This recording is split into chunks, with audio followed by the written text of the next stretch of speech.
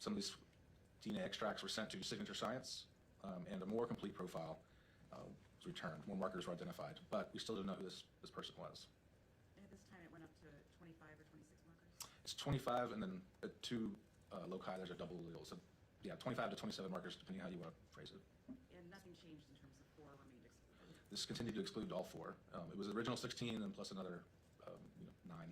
But those 9 didn't, still excluded. I came on the case in 2022, and spent a few months sort of getting caught up to speed on what we have, what we didn't have. But one of the things I did, and this is Mindy's idea, Mindy Munford, is she was hosting a cold case conference at the AG's office, and she had the idea of, well, we've got all these subject matter experts in one room, why don't we all sit down and go over what we have, and maybe we can get some ideas of how we can push this case further along. And they all agreed. I mean, I think half of them changed their flights to stay the other afternoon. And we sat at a big conference table, and we went over spreadsheets, chain of custody logs, evidence logs, pictures, and sort of brainstormed what we could maybe do, what do we have and what can we do with it. And so that was sort of the testing strategy moving forward, was that we met with these experts. It wasn't a set quarterly or whatever, every few weeks, months, whether it's in person or Teams or just texting, but there was always an agenda, there was updates. I mean, we sort of approached this a little bit differently. But during that time, we weren't able to get any new scientific advancements that broke the case open. We still excluded a lot of people. We sent things off for testing, but didn't pan out. However, in late June, the very end of June of 2025, I decided to revisit some of the evidence. One of the items I was interested in was the spent 380 shell cartridge casing that had been found in the floor drain. And there's now been, over the last few years, a technique that you can extract DNA from spent shell casings. It's gotten a pretty good success over the last couple of years. So I thought maybe that's a possibility. It was in the floor drain. Probably not the greatest sample if it's in the floor drain, but let's look into it and see what we can do. And I wanted to make sure I could follow chain of custody and knew where this casing was. Do we have it? Does the state lab have it? Where is it? And so through the chain of custody, I saw that, yes, we still had possession of it, but also there was a note that it had been submitted in 1997. Later, I found out in 2007 as well, that in 1997, this casing had been submitted to an early ATF database called IBIS. And that was some of the first sort of ballistics comparison databases that existed. So once you submit a casing into the system, it's no longer a candidate for DNA extraction, because the imaging software that you put it in is not sterile, so there's potential to get DNA from whatever last casing was put in there. So we knew DNA was out. But in talking to our task force with the ATF here, I mentioned that it had been put in 1997 and asked if that data rolled over to the new system, to NIBIN. I said, well, it should, but whether it did or not, you should resubmit it. And can I stop you right there? Mm-hmm. This is based on the premise that when a bullet's fired from a gun, the casing's expelled, the casing's going to have markings on it. Is that right? Correct. And they're going to have markings that would show the type of gun that it was fired from? Yes. Or can? It can. The more, I guess, precise way to tell what type of gun it was fired from was from the actual projectile, the bullet itself, not the spent casing. Because the bullet will have the grooves and markings. They're unique to make and models. And then the casings, though, may have individual characteristics that would be different than any other casing fired out of a different gun. Correct. You can link casings fired from the same weapon based off of like firing pin and crimping and stuff like that. The microscopic indentations that are created, they're unique to a gun. Almost like a gun's unique DNA. Correct. Like, so this database, the NIBIN system is kind of like CODIS for spent casings. The ATF sergeant, I don't think he's here today, but he said, even if it had been submitted back then, do it again. It's not going to hurt, because it's not like DNA where every time you test it, you're depleting a source. The casings doesn't go away. So he said also, the software has gotten so much better over the last few years with NIBIN, almost doing like 3D modeling, that the precision of the software, these images, is getting hits on cases that previously did not. So we submitted it on the morning of July 2nd, 2025. And on the afternoon of July 2nd, 2025, Sergeant Riley called me and put me on a conference call with Melanie Rodriguez and said, well, there's been a hit. And they got a hit to an unsolved murder in Lexington, Kentucky of Linda Rutledge. And And can you describe the circumstances of that murder? Yes, Linda was found murdered in her parents' business. It was a hearing aid store, and it was in a strip mall in Lexington, Kentucky. This was November of 1998, so 7 years after ours. And she was found in the back of the business. She had been shot in the head with the same .380, and she was found nude, and the building had been set on fire. The door was locked from the inside, and the perpetrator appeared to have exited the back and stole her car. And had she been bound as well? Actually, I don't think she was.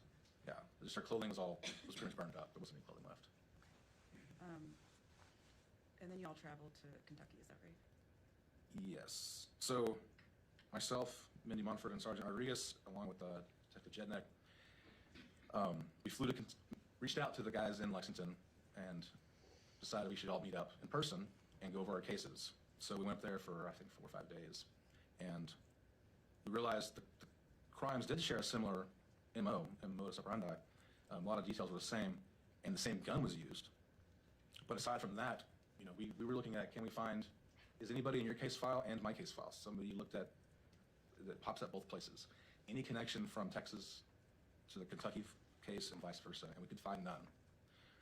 So we kind of left more questions than answers. So we still didn't know who did. Both were unsolved, and we didn't have any common names in those boxes. So talking with Kentucky, they had, the Lexington Police Department, they had collected evidence for DNA testing, and so they had a testing strategy to move forward, so things had never been tested before. Was one of those things the sex assault kit? Yes, ma'am. Okay. And I spoke with their state lab, and I said, well, we don't have a CODIS profile, but we have a YSTR. Do you have a YSTR? And they said, no, but we can get one. We've got enough DNA, we can type one out for you. I said, great, so we can see if you can further evidence that we're talking about the same guy.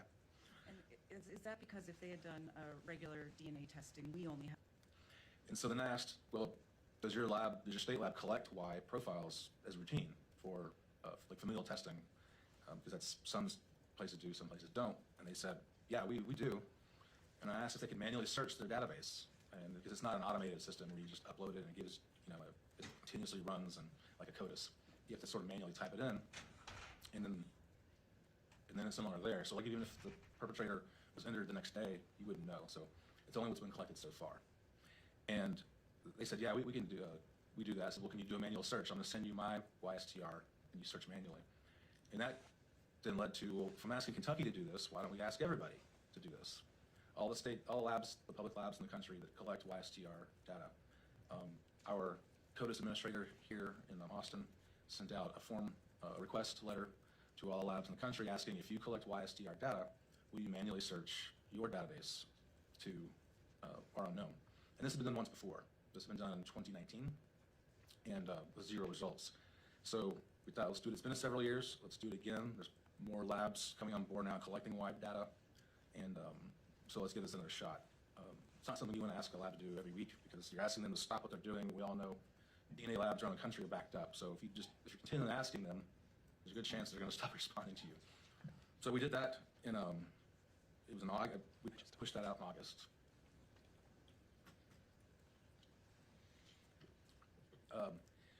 We had one lab, the South Carolina Law Enforcement Division State DNA lab, that returned a quote hit or match. All the other labs in the country that were collecting Ys at the time returned 0 hits to our 25 marker profile. And when you say match, it means that the 25 markers we had were the same as the 25 markers in the South Carolina YSTR profile. Correct, yes. And their profile was from a solved sexual assault and murder that occurred in 1990 in Greenville, South Carolina. And they had solved that case and had a suspect. This was the first time anyone had asked South Carolina to do this, so it took a couple weeks to get it done and verify for accuracy and things like that. But they got back to us and said, this is who the profile we have belongs to. And it's Robert Eugene Brashers. And had Brashers ever been a suspect in yogurt before No, you got this result? he was nowhere in our case file. He was nowhere in a lot of case files, but found out later. And most of his crimes were discovered after he died in '99, is that correct? Yes. So I started collaborating with Tim Conroy there in Greenville, South Carolina, and he kind of went over the details of their case, there were some things that were different, but there were some similarities. Can you talk about what the Greenville case, the facts of that? Well, when we first talked that Friday evening that I got the letter, he said, he goes, "Your victim," and I said, "Victims." And he said, "What do you mean?" I said, we have 4 little girls murdered, and because he didn't know the case at all. And he said, "Well, your little girls tied up with their own clothing," and gave me chills. Still does.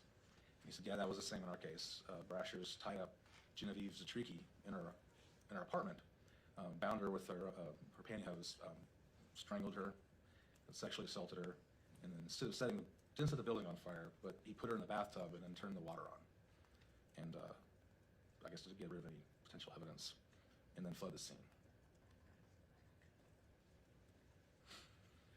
So one of the things we did was I asked Lieutenant Conroy if the South Carolina lab still had biological evidence from Robert Brashers, and they did. So they sent some biological tissue to us, and we had Signature Science do a 1-to-1 comparison to our Y profile to make sure that it is the same, to do a direct to confirm that, and also have Signature Science tell us population statistics. How common is this Y?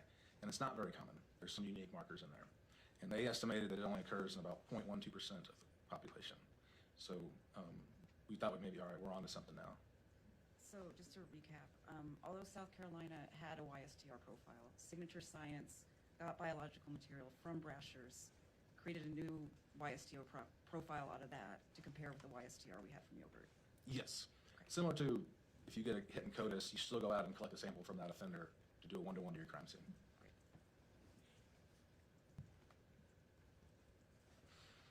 So we started looking into Mr. Brasher's history, trying to figure out what he did and who he was, and found out that he was a known serial killer, known for a lot of violent offenses.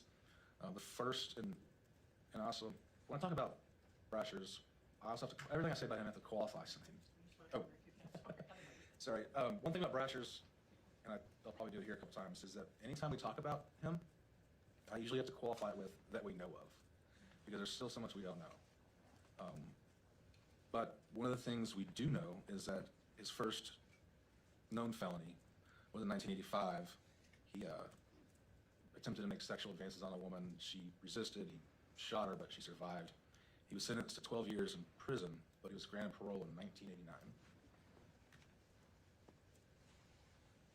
So this is a chart showing kind of a timeline of his violent crimes that we know of. As you stated, there may be more. Let's briefly go through them. After he was paroled in 89, in 1990 was the South Carolina case. Yes, ma'am. And in that case, as you stated, the victim was bound, killed, and then placed in the bathtub to what we think covered his tracks. Yes, ma'am. Okay. And then we believe he committed yogurt in 91. Yes, ma'am. We know he was arrested in 1991, and we'll get to that in a minute, but he was then incarcerated from 92 to 97. Yes. Right? And then about a month after he was released, he went to Memphis. Yes. What were the basic facts of the Memphis case? He conducted a home invasion where 4 women were inside a residence and displayed a firearm and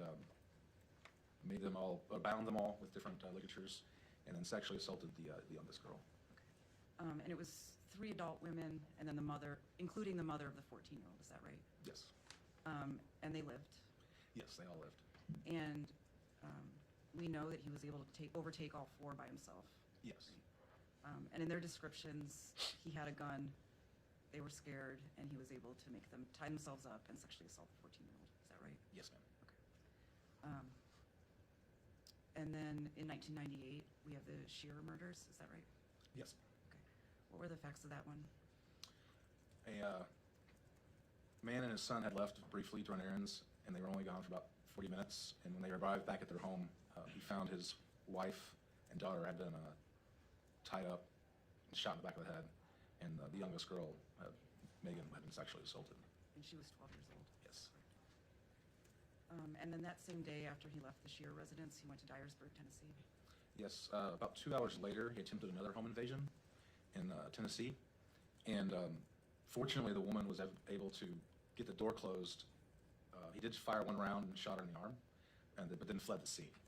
And they were able to link based off the description of him, they went further, investigated. The Missouri police and the Dyersburg police took the projectiles from both scenes and were able to confirm this was the same assailant.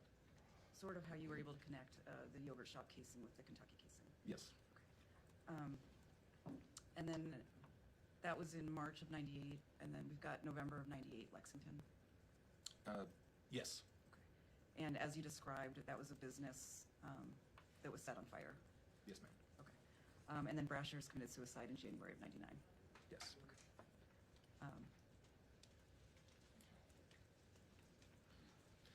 So I'm not going to make you go through this chart. This was put together by PM Mazak at the Texas Attorney General's office. Yes. This is sort of an association chart of evidence and crimes that we know of. Okay. And this demonstrates, I think, the complexity of the investigation and the amount of evidence that we have against Brashers at this point. Yes, this chart was a collaborative effort of local, state, and federal investigators over many, many years, including a whole lot in the last few months. But each piece of this puzzle is linked to Brashers. So real quickly, Brashers never paid for any of his crimes, except that one in Florida. He was clever. He was able to evade justice for many years. He would change his name. He had multiple aliases, birth certificates. Sorry, not fast. Okay. He wrote an obituary for himself and published it in a couple of different papers. He was in multiple states. He was always traveling. He rarely, that we know of, committed a crime where he lived. And so we wanted to look at, well, he's looking pretty good for our case, but where was he in December of 1991? You know, was he in prison? You know, can we place him in Austin or Texas at all? So we here in Austin started researching Brashers to try to figure out if we can place him in connection with the yogurt shop. So remember, murders of these girls occurred on December 6, 1991. Well, we found out through record research that Robert Eugene Brashers was stopped less than 48 hours later leaving Texas. He was stopped at a border checkpoint going I-10 west out of the state near Las Cruces. And during this checkpoint, the Border Patrol agent discovered not only was he driving a stolen truck that had been reported stolen 9 days earlier out of Georgia, but he was in possession of a 380 AMT backup model with that serial number. Now that 380 AMT backup model was what ballistics reports said in all probability was the make and model of the gun used at the yogurt shop. So he's at the same make and model 48 hours later with that serial number that comes in important later. So he's charged with auto theft and felon in possession of a firearm. It seemingly was probably seemingly not important at the time, but the gun was released to his father at some point. There's no date when it was released to his father, but it's in the record that it was turned back over to his father. And after he was initially stopped, he fled for about a mile and then stopped. Yes, and then gave up. Do you have any theories, and I know it's nothing we could be definitive about what happened in that mile? My theory is that he knew he couldn't do anything about the 380, but if he was still in possession of a 22, they needed to get rid of it. There's really no reason to flee after a checkpoint and then stop a mile. If you're going to flee, you keep going. It's very desolate. There's no artificial light out there, so if he threw a gun out the window, you wouldn't see it. And so that was our theory. We have no way to prove that. And they never did an inventory of the other items, any other items in the car, is that right? No, unfortunately, there was no inventory. The only inventory that was done was items missing because the truck was a construction vehicle, and so there was a lot of tools that were no longer there. And there were items missing from the girls. Amy's brother's jacket was missing from yogurt, is that right? Yes. Okay, but that was never recovered, and we don't know if it was in Brasher's truck because they never did an inventory. Correct. There's no inventory to know.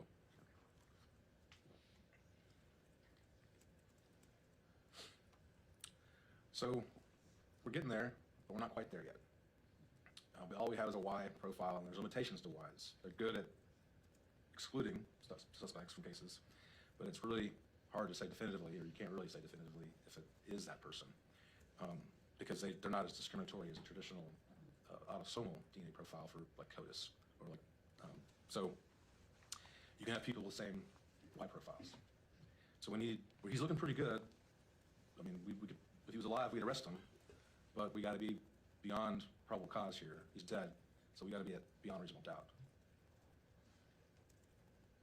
So in September of 2025, we, in coordination with DNA Labs International, we submitted some more items for additional DNA testing. And while these items had been screened previously or tested previously, we thought, technology's gotten better. We don't think we'll get enough DNA for a full CODIS profile, but it's possible we could get enough DNA to do a one-to-one direct comparison to Brasher's, and that's the threshold. The quality and quantity, you can have less. So, male DNA was found on the fingernails of Amy Ayers, on her left fingernail clippings that had been taken at autopsy, and we were able to directly compare those to Robert Brasher's, and the DNA was the same. And sorry, just to be clear, the 4 were excluded from that sample as well? Yes, we've done additional testing since, and everything we've tested has excluded them as well. So now we have his DNA, his autosomal DNA, and his Y profile at the crime scene. And we believe, and it's my opinion, that the gun that he was stopped with 2 days later was the gun that was used to kill Amy Ayers. He was released from prison in 1997. His dad was able to get the pistol back. Then we have the Lexington, Kentucky murder in 1998, which was an AMT backup model, and it's the same gun used in the yoga shop. Then a month later, or 2 months later, he commits suicide with an AMT backup model, a .380 caliber pistol, and it's the same handgun he was stopped with on I-10. We know that by the serial number. When he committed suicide, he'd also been in possession of a 9mm? Yes, he had 2 guns at that time, and he threw the 9mm out the window and chose the less powerful gun, and we know why now, that this gun was his prize, that he shot himself with that .380. And it took him 6 days to die? Yes.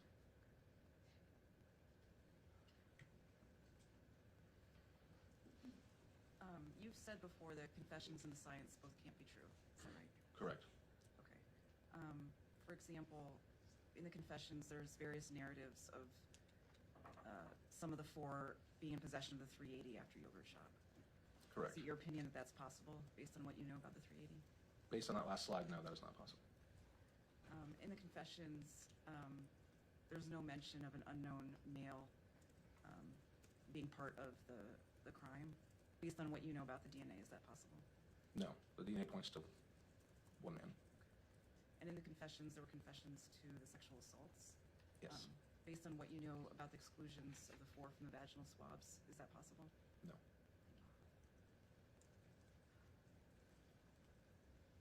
Just a little bit more about him, and then we'll be done with Brasher's, hopefully, for a while.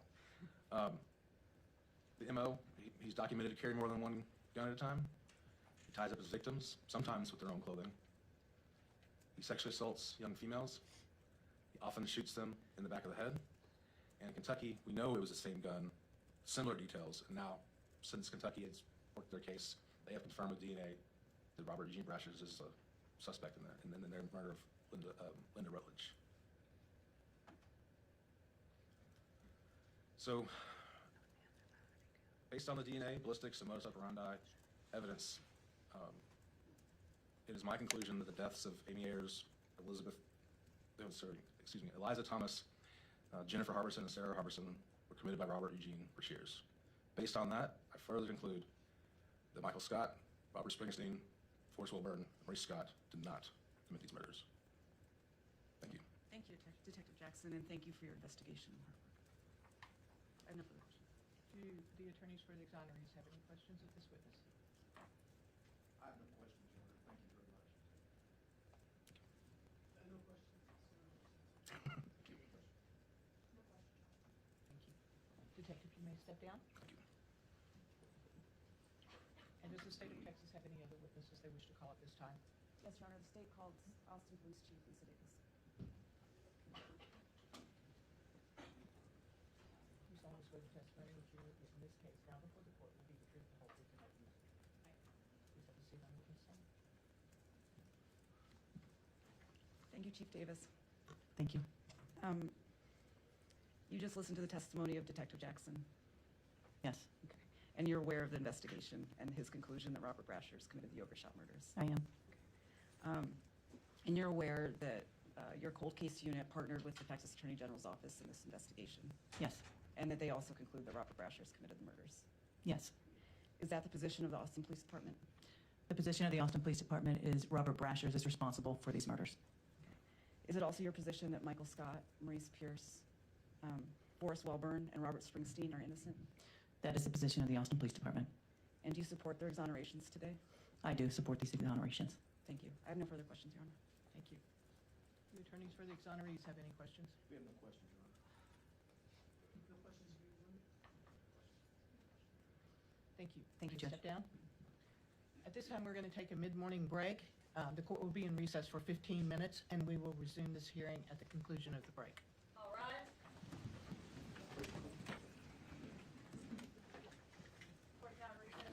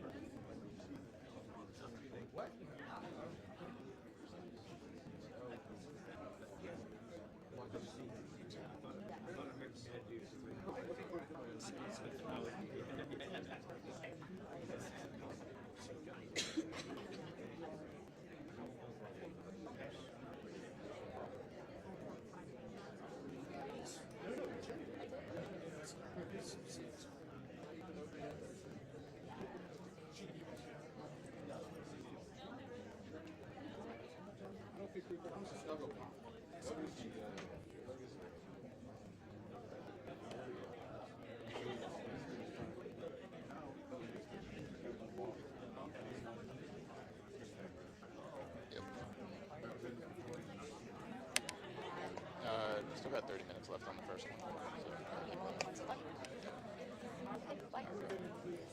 I'm gonna 10-1, I guess. All right. Yeah, no rolling. I would just keep.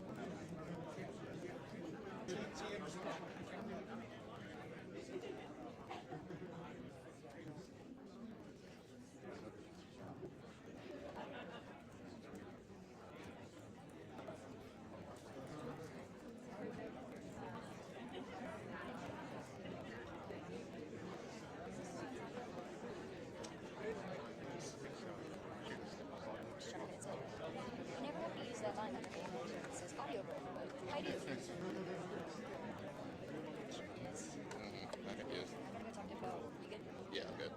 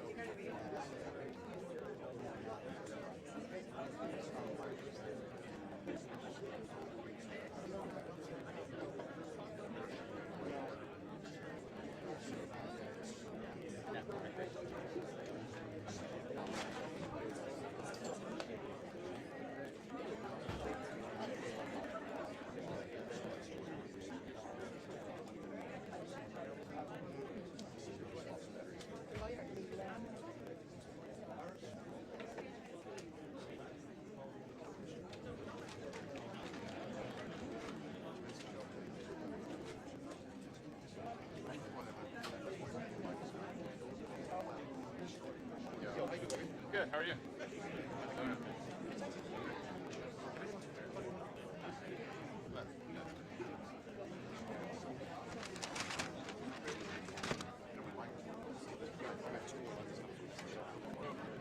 we still here for the next couple hours? Yeah.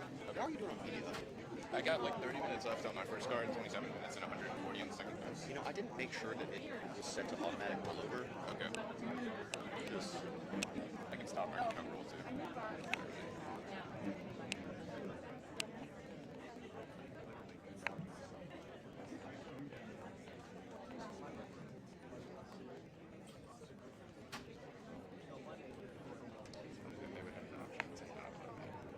This one might not actually have that, because that would be in that menu.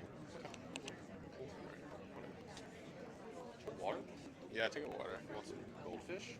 As a treat? Yeah, for snacks.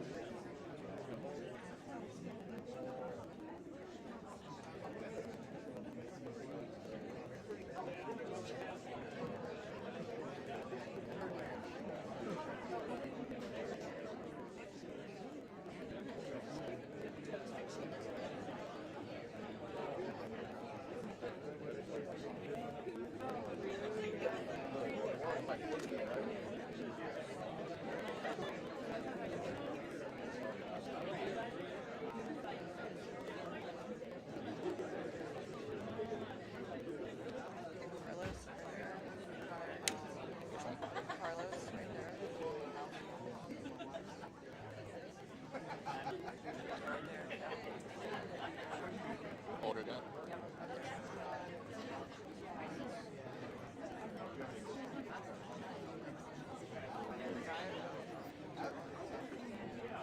Which one I can just look out for? That's good.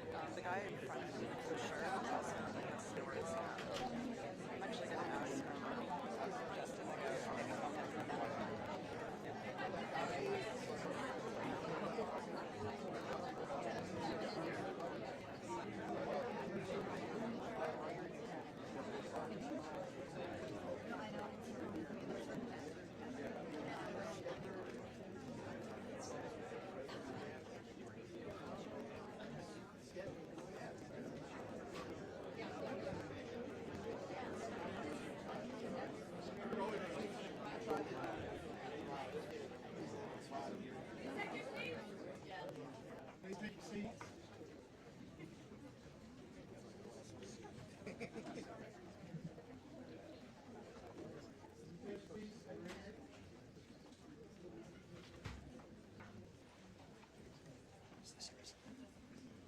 I need to take the credit.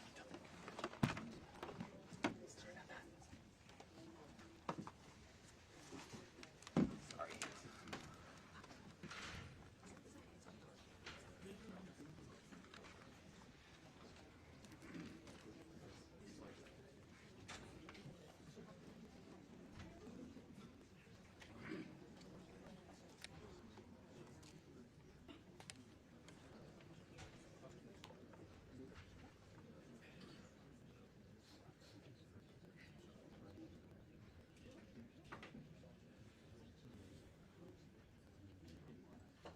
All rise. For the second session. Please be seated.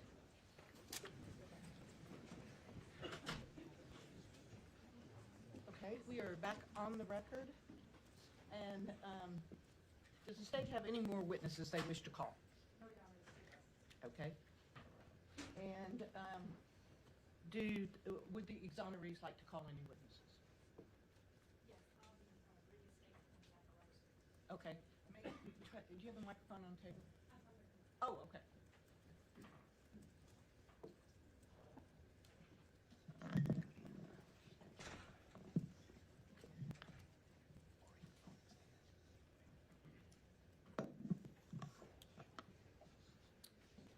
Statement of Robert Springsteen IV. I, Robert Springsteen IV, do hereby provide this written statement on the 19th day of February 2026 to the Honorable Dana Blasey, presiding judge of the 167th District Court, as follows.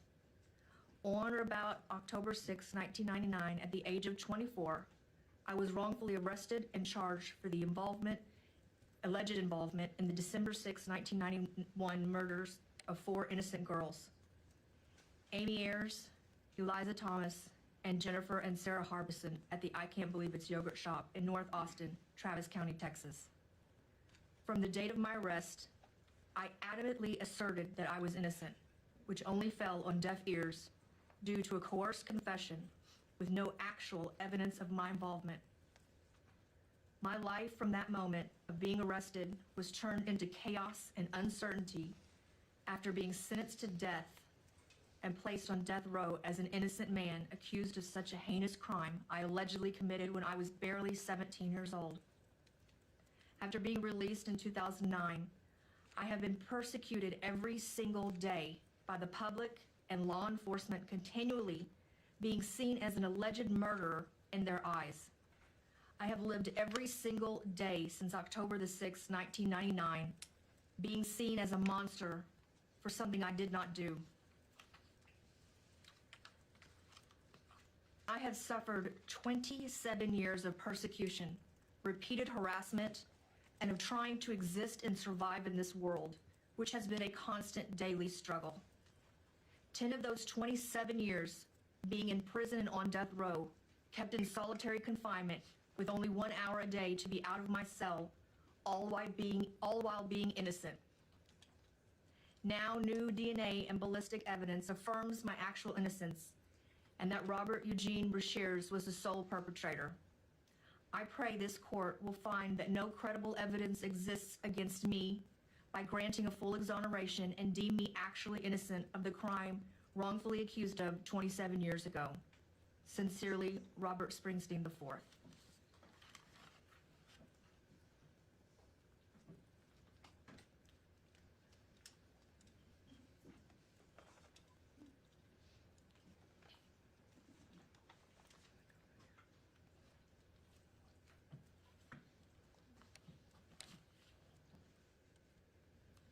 This is a statement of Forrest Brook Welborn to this honorable court. My name is Forrest Brook Welborn. Because of the many emotions that I have today, I've asked my lawyer to read my statement.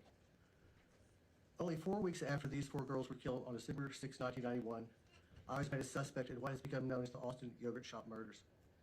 Almost 8 years later, on October 6, 1999, I was arrested and charged with killing these 4 girls. Before I talk about the effect these accusations have had on my life, I have to say that I feel so sorry for the families of the victims of this horrible crime. It must be a terrible thing to lose a child, especially in such an awful way. I wish them peace and a chance for closure now that the true killer has been identified. From the very beginning, and for almost 35 years since I was first accused of this crime, I have always maintained my innocence. I have never claimed or said that I was involved in the murders in any way, because I wasn't. I have never said that Maurice or Michael or Robert committed the murders. The testimony given by Detective Dan Jackson here in court today conclusively shows that I am innocent of this crime. His testimony also shows that Maurice, Michael, and Robert are innocent of the crime. Detective Jackson's testimony proves that I have always told the truth. When the murders happened, I was 15 years old. At that time, I had only one person who I would call a friend. That was Maurice Pierce. The Austin Police Department detectives put so much pressure on Maurice to confess, more pressure than Maurice could handle. So the person I thought was my best friend told the APD detectives that I was involved in this crime. I believe that Maurice said this just so the APD detectives would let up on him. I believe Maurice was scared to death. The APD detectives made my best friend implicate me in this heinous crime, and I lost the one friend that I had. Despite being innocent of this crime and having nothing whatsoever to do with it, my life was dramatically changed long before I was arrested in 1999. Once I was made a suspect in 1992, I was unable to continue going to school. I tried twice to complete the 8th grade, but was unable to continue attending school because of the things that people said to me and about me and how they treated me because they believed that I was one of the killers. Because I was made a suspect in these murders, I lost the opportunity to obtain an education. I also lost the opportunity to have a normal social life. As soon as someone knew that I was accused of this crime, they would stop talking to me and alienate me. Some people have even become hostile toward me, believing that the accusations against me were true. Because I was accused of this crime, I lost the opportunity to have a relationship or start a family of my own. The relationships I've had over the years have maybe lasted 6 months at the most. Not only did I lose the opportunity to get an education or have any kind of a social life, I have also been frequently harassed by law enforcement officers, especially in Travis County and Caldwell County. Not long after the murders happened, APD detectives would pick me up as I was walking to school in order to interrogate me and try to convince me that I was guilty of a crime I had nothing to do with. I was just a 15-year-old kid when I was first accused. I had no idea what rights I had. The APD detectives knew I was a minor, but didn't tell me I had the right to have my parents and a lawyer present when they questioned me. Even though they knew or should have known not to question me without my parents or lawyer present, they did anyway. They knew that because I was a child, I would comply with their demands and answer their questions. On one instance, APD detectives even took me to the burned remains of the yogurt shop and tried to convince me to confess that I committed the crime. They knew or should have known that their actions were violations of my civil rights. They knew or should have known that their actions were wrong. Through the 35 years since I first was accused of these crimes, harassment by law enforcement became my norm. On most occasions, for example, when I've been pulled over, usually for no reason or minor traffic offense, I've been asked to remain in my vehicle by the officer pulling me over so the officer could obtain backup. When the backup officer would arrive, both officers would typically approach my vehicle with weapons drawn. In addition to being pulled over for no reason, I've been wrongfully detained and beaten by police officers on numerous occasions. After having to quit school, I had to find a way to make a living. I enjoy working on cars and motorcycles, so I started a repair shop in Lockhart. But like the law enforcement officers in Travis County, the Lockhart police seemed to believe that because of the accusations against me, they were authorized to harass me, and they did. It was commonplace when I lived in Lockhart to be pulled over by law enforcement almost once a week. I was periodically arrested on no evidence and incarcerated even though the law enforcement officers knew or should have known that my conduct was not criminal. As you can imagine, it was impossible to develop a good reputation as a businessman when I was being arrested on a regular basis. I tried to develop my repair shop at 2 locations in Lockhart. My efforts ended when I was arrested in 1999 after formal charges were made against me by the Travis County District Attorney's Office. On the day of my arrest, I was taken from my place of business without even being given the opportunity to lock the doors to my shop. By the time my family was able to raise the bond to get me out of jail, and I was able to get back to my shop, all my tools had been stolen. Over the last 35 years, I've tried different jobs. Because of the accusations against me, I've had able to keep jobs because of my undeserved reputation. So I've tried to find jobs where I work for myself. When I could not find work, I've had to live on the streets or out of my car. I've had to go my entire life being treated as a guilty murderer by the public and by law enforcement. I'm thankful that today I'll be declared innocent of a crime I had nothing to do with. Despite the fact that actual murder has been identified and that there's no support or evidence to support the belief, unfortunately, in the minds of some, I will always be thought of as a murderer. This is wrong, but it's the life that I have to live. In closing, I want to thank Detective Jackson for solving this crime. I hope that the work in solving this crime brings peace to the families of the girls. I'm hopeful that being declared innocent of this crime today brings peace to me too. Thank you. Mr. Goodson, do you have a witness you would like to call?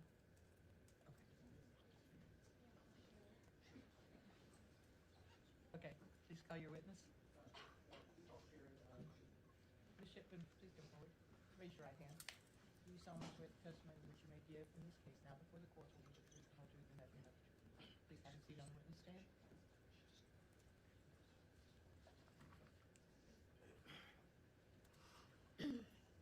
I'm Sharon Chipforce Wellborn is my youngest son, my youngest child. First, I want to thank DA Jose Garza and Detective Dan Jackson for following through to the resolution of this case.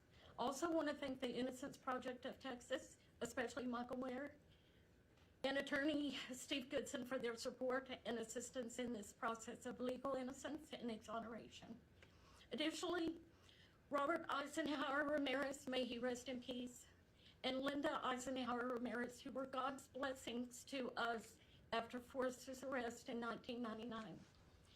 And a thank you to all the loyal family and friends who stood by us through all these years. This nightmare should have never happened. These young girls should have never lost their lives. The nightmare for my son Forrest and our family should have never happened either.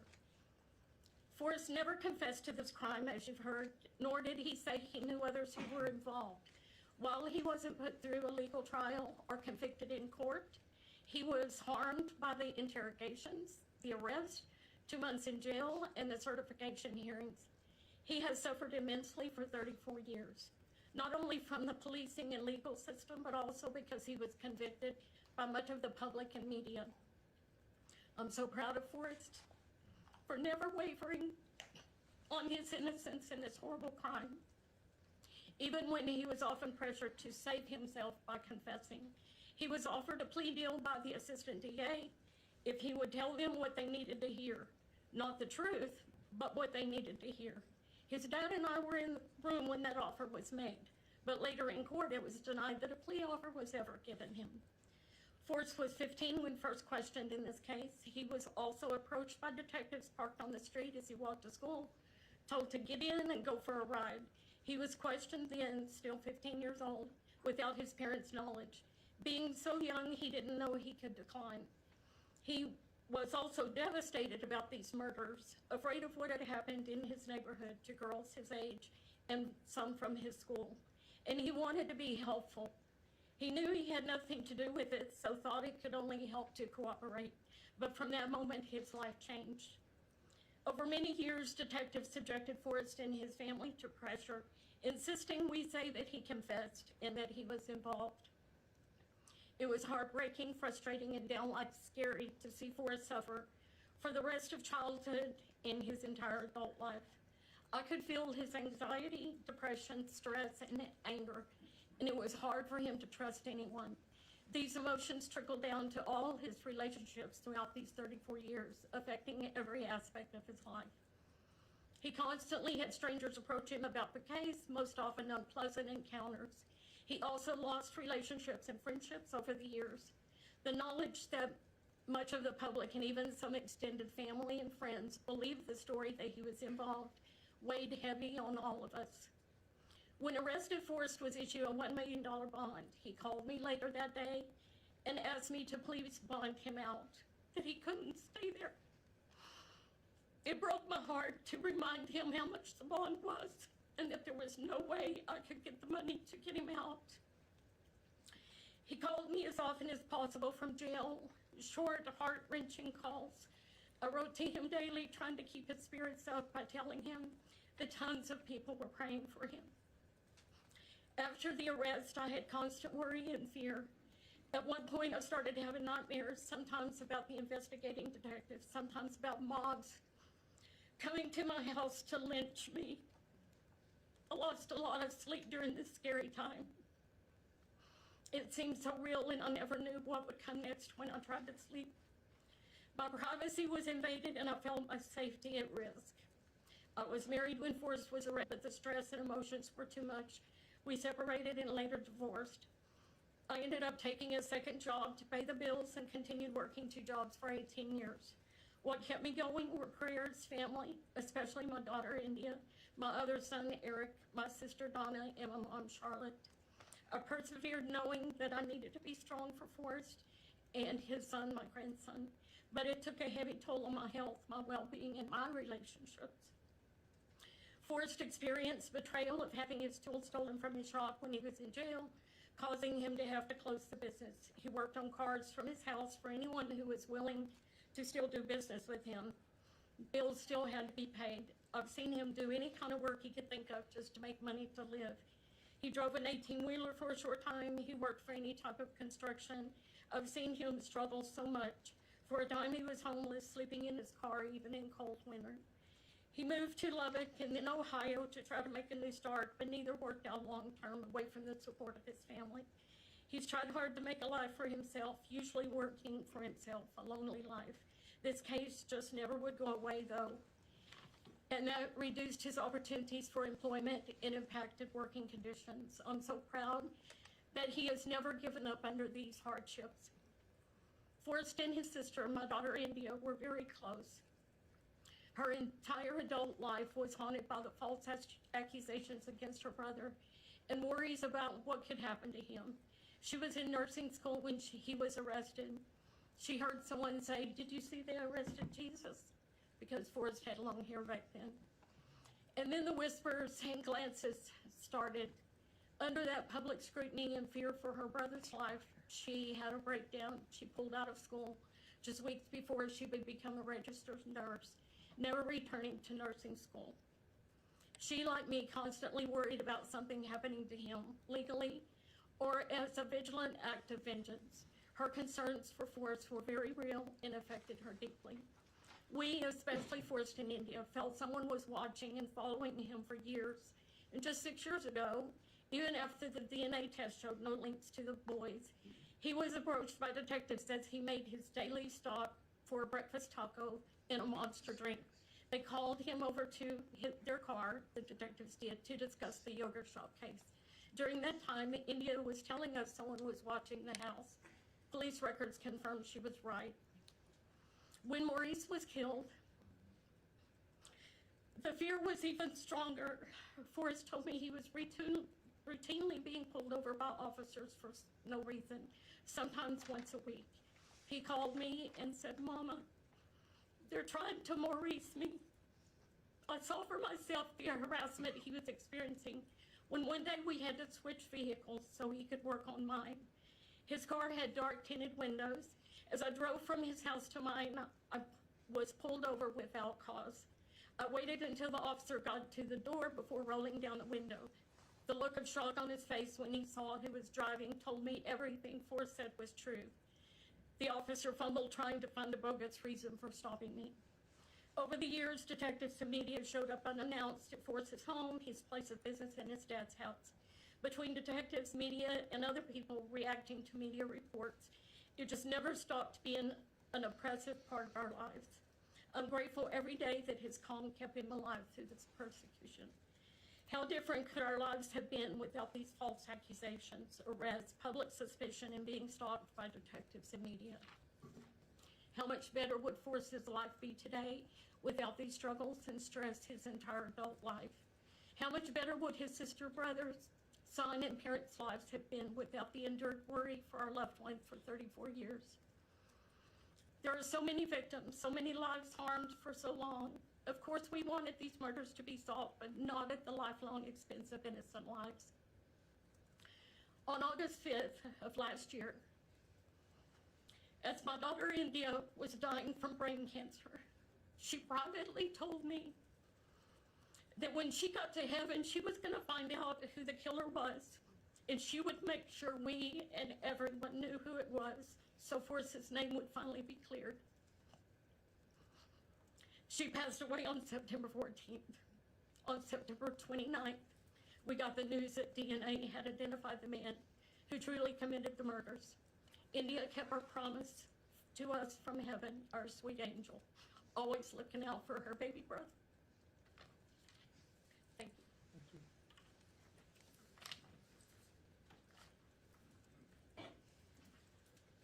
Mr. Diaz?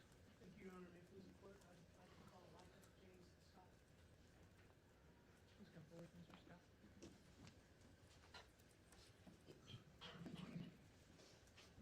have a seat on the witness stand.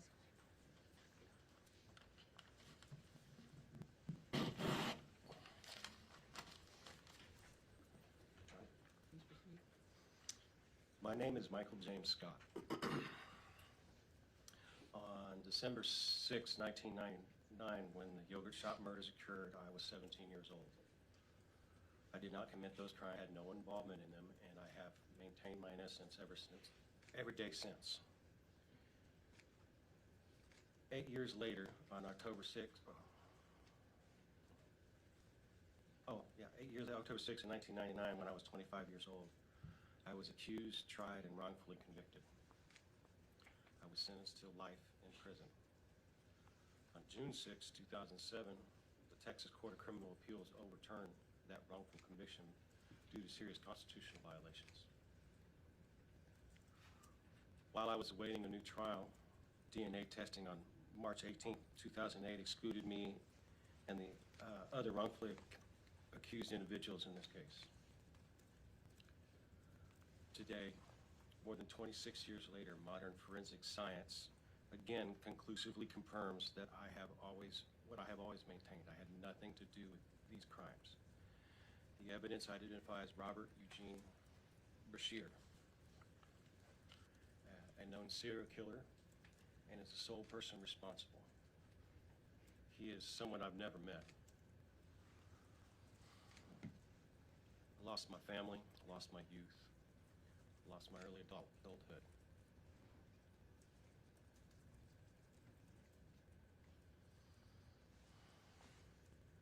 My daughter was just 3 years old when I was arrested. We had just celebrated our first wedding anniversary. I lost the chance to build a life with my family. When I was finally released, the relationship I once had with my wife just wasn't there. That ultimately led to our divorce. For decades, I have carried the burden of wrongful conviction. Every day I have carried the weight of a crime I did not commit. No court ruling can return the years and the love that were taken from me, but it can acknowledge the truth. I am not guilty. Your Honor, I respectfully ask the court to formally recognize my innocence and allow the record to reflect the evidence now confirms that I did not commit these crimes. Michael, Thank you for your time, ma'am. I'm going to ask you a few questions about some exhibits. Is that going to be okay? Sure. I'm going to have to do it with the judge's permission from that little machine, and the deputy's going to help me. Is that all right? Yes, sir.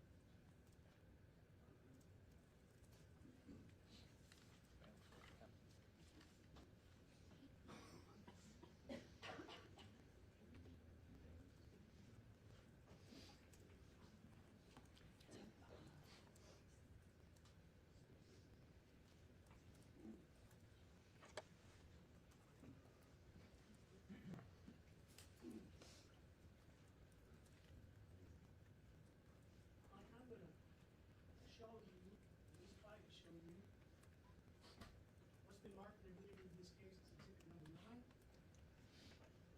Can you tell us who was in the picture? That's myself. I guess I was 16 years old. I was, 16-year-old boy. I'm getting ready to go to probably a concert, an orchestra concert that I would perform. I was in orchestra in school, so I was probably dressed up to go perform. 16 years? I think so.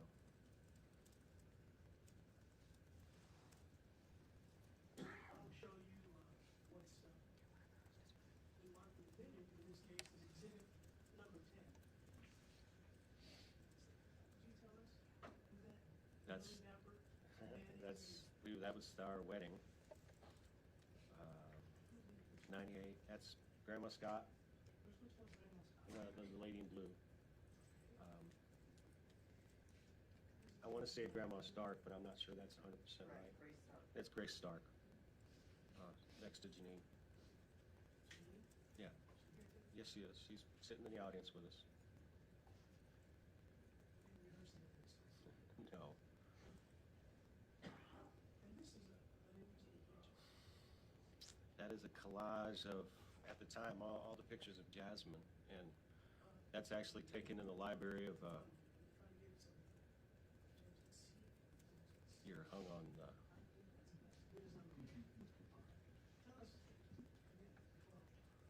that's a lot of pictures year to year of Jasmine, and then that's a picture taken of me, Jasmine, and Janine in the Ramsey 1 library.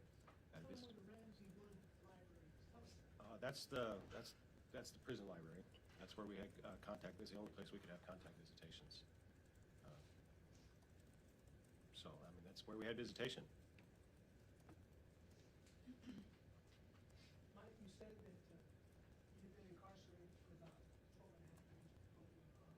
Something like that.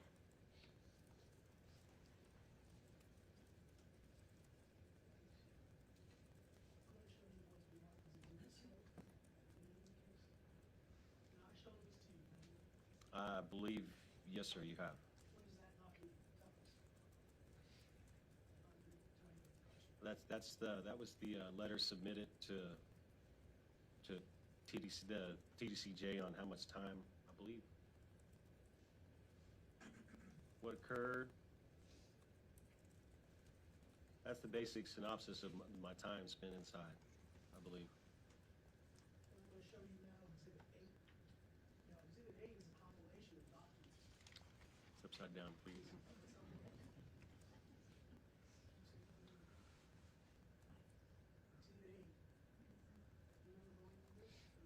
Yeah, you showed me this about 2 weeks ago. That's part of your intake for Gurney, I would guess. That's my intake paperwork.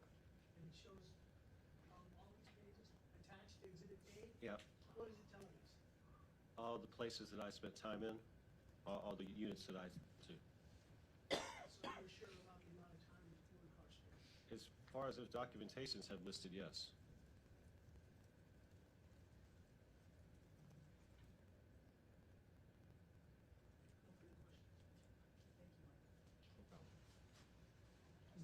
Thank you, ma'am.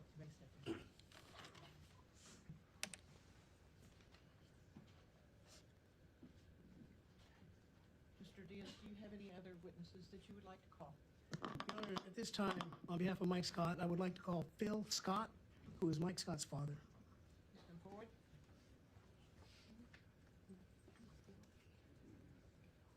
We'll get there.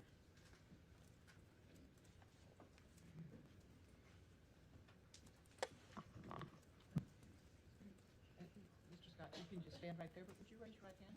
Do you solemnly swear the testimony which you may give in this case now before the court will be the truth, the whole truth, and nothing but the truth? Please have a seat on the witness stand.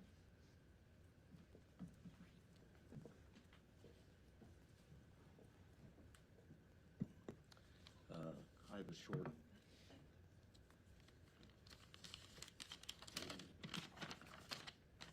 Your Honor. My name is Phil Scott. Michael Scott is my son. My son was 17 years old on December the 6th, 1991, and that's a minor. When these occurred, he was a minor. I knew then, and I know now, that he had nothing to do with these crimes, nothing. From the time he was charged, through his convictions, his years in prison, the loss of his best friend, and the prolonged isolation that our family has gone through, we have never wavered in the belief of his innocence. As a father and a veteran, watching your son lose his youth and freedom for something he did not do is something that no parent should ever have to experience. We appreciate the fact that the court will now look at the truth and establish to all that Michael had nothing to do with this. These 4 kids had nothing to do with this. Thank you. Thank you, Mr. Scott. Yep.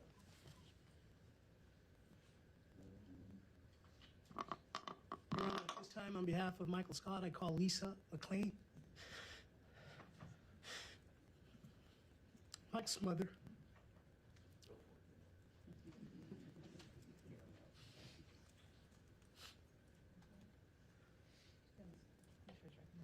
you solemnly swear the testimony which you may give in this case now before the court will be the truth, the whole truth, and nothing but the truth? Please have a seat on the witness stand.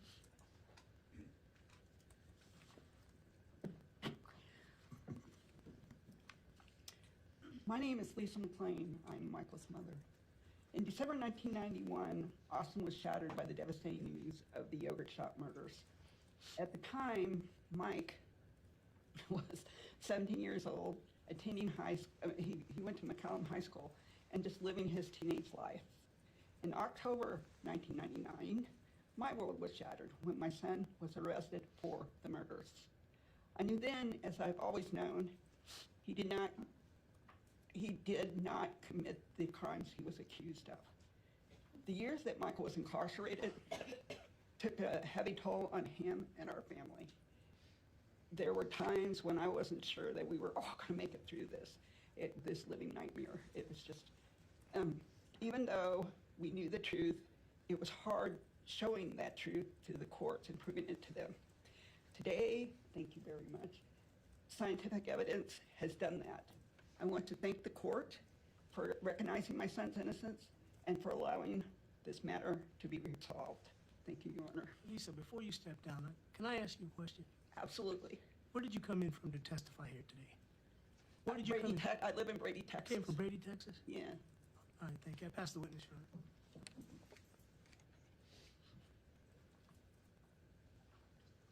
Your Honor, at this time, on behalf of Mike Scott, I would call Debbie Scott, his stepmother, and Debbie is D-E-B-I.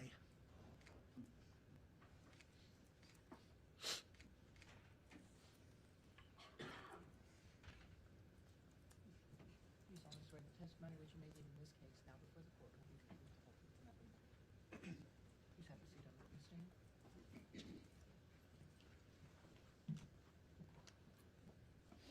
Your Honor, my name is Debbie Scott, and I'm Michael's stepmom.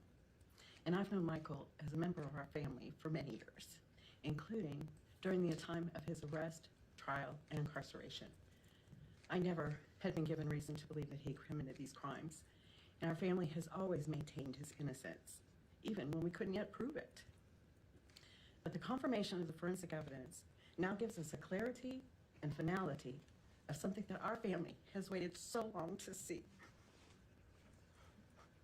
And I thank the court to now reflect the truth. Michael is innocent. Thank you, Your Honor. Thank you, Debbie. Your Honor, on behalf of Mike Scott, at this time, I'd like to call Janine Casey. That's Mike Scott's former spouse. We love her very much.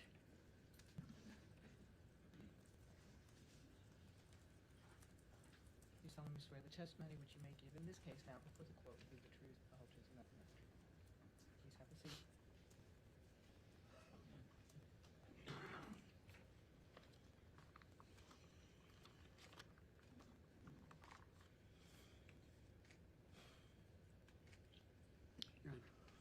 My name is Janine Casey. I am Michael Scott's former wife.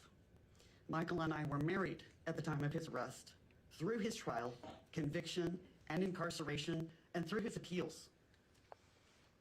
I never believed he or any of these boys committed this crime. His claims of innocence never changed in all of the years that I have known him. The wrongful conviction has affected every aspect of our lives over many years, causing significant emotional and financial strain. The sudden absence of her father disrupted our daughter's emotional stability, her daily routine, and undermined her sense of security and consistency.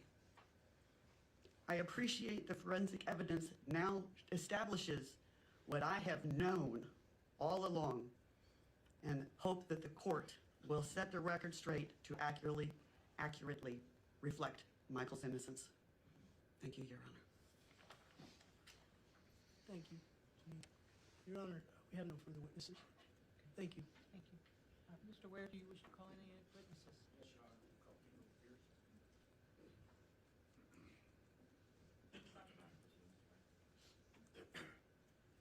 Mr. Woodson, can you please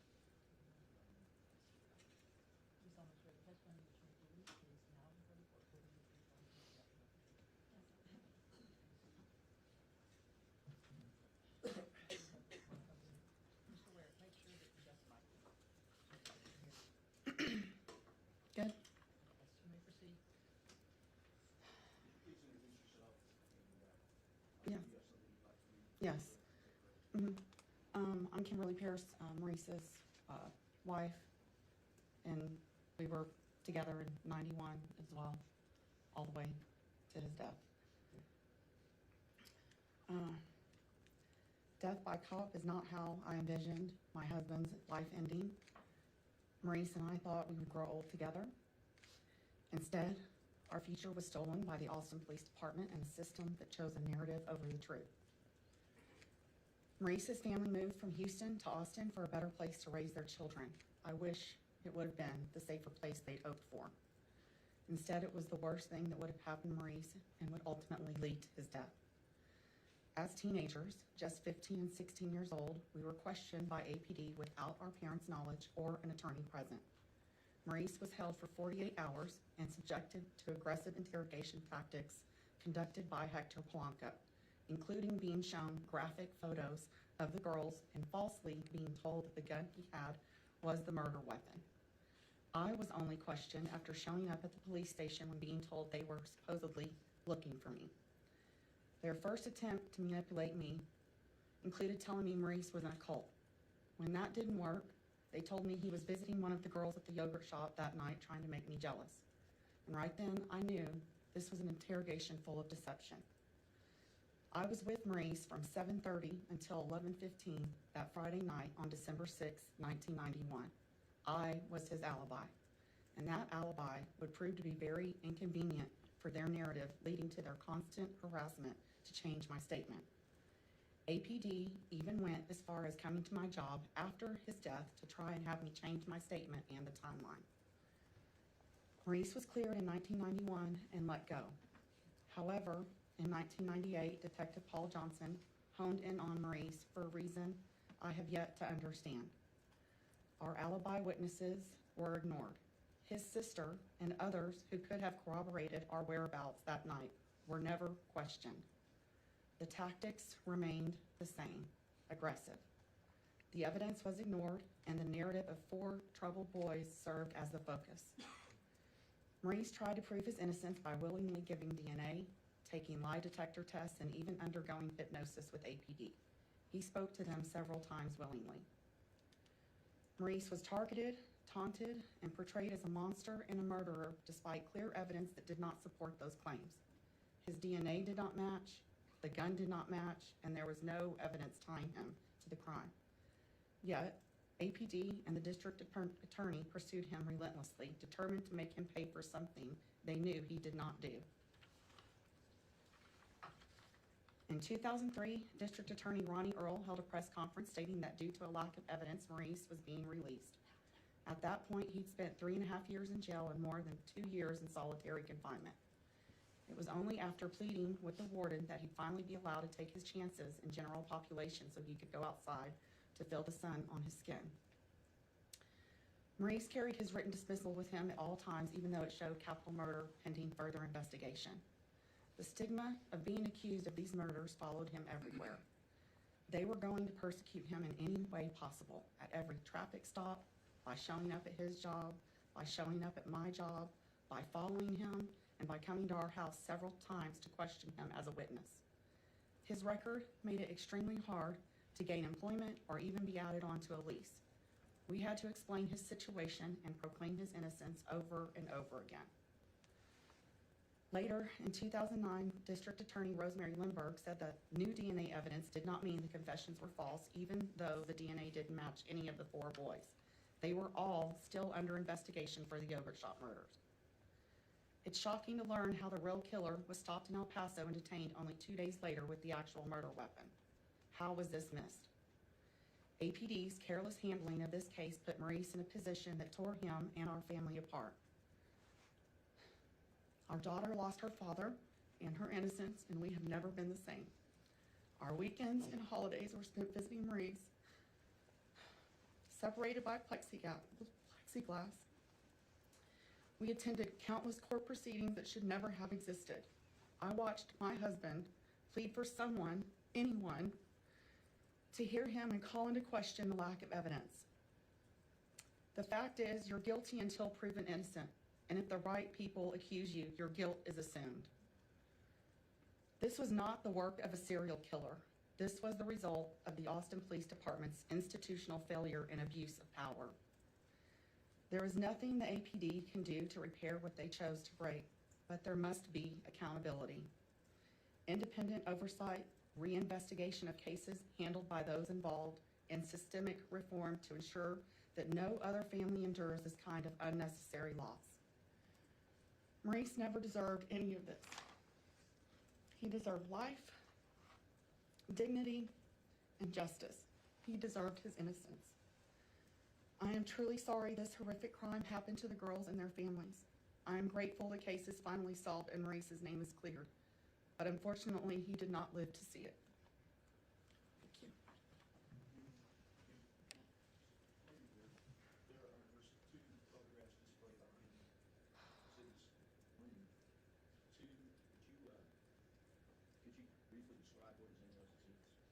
Yes, it's Maurice, our daughter, and me. This is at her wedding in June of 2010. Here, before he was arrested, I want to say probably the year before, in 98, a family portrait we had taken. Mhm.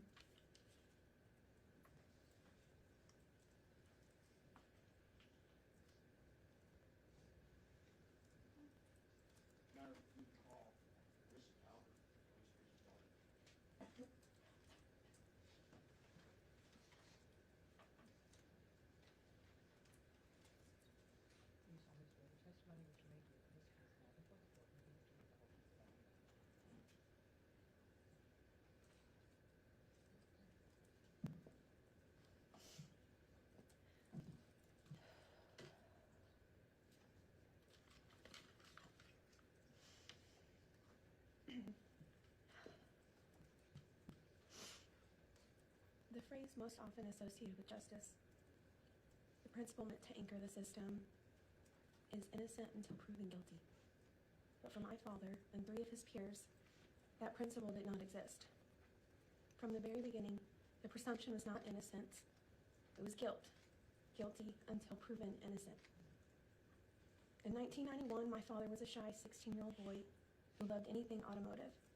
He was smitten with a girl he met in PE class, my mom, and spent most of his time tinkering on cars. He had a natural gift for it, and there was nothing he couldn't figure out how to fix. And that's exactly who he was.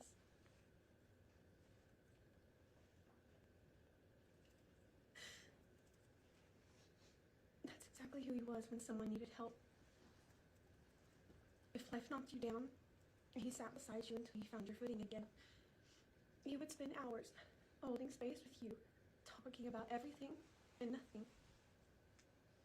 He knew how to be present. He knew how to make people feel seen. In his own quiet way.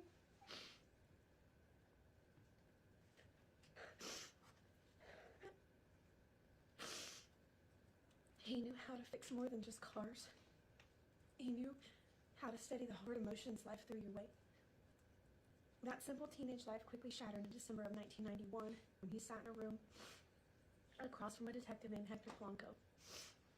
For 2 days and nights, his family had no idea where he was. For hours, there was no proper record of what occurred. Graphic crime scene photos from one of Texas's most horrific crimes were passed around carelessly, shown to a frightened teenager who was lied to and manipulated into believing the gun he had access to was the gun used. Inside that room, there was no evidence, only a detective and a narrative. A narrative so completely false, it feels evil. It's this story of a boy who was a troublemaker, a magnetic leader with disciples, and later a story of a ringleader and a mastermind. Those words, ringleader and mastermind, used to float around in my head as a little girl, as I tried to grasp what was happening in my world. I learned at a very young age that the very institution meant to serve and protect was capable of evil, capable of lies, and not just harmless human error, but intentional corruption and deception. Recently, I sat with an attorney who described my father standing before the judge in 1999, saying he would give them whatever they needed to clear his name. And the attorney stopped him. He told my father he could not allow him to do that, not because he was guilty, but because the system was dangerous. Because any evidence, any test, any DNA could be taken and bent to fit the story they had already decided to tell. What does that say about justice? What does it say when an attorney knows openly and plainly that the truth is not safe in the hands of the very system meant to protect it?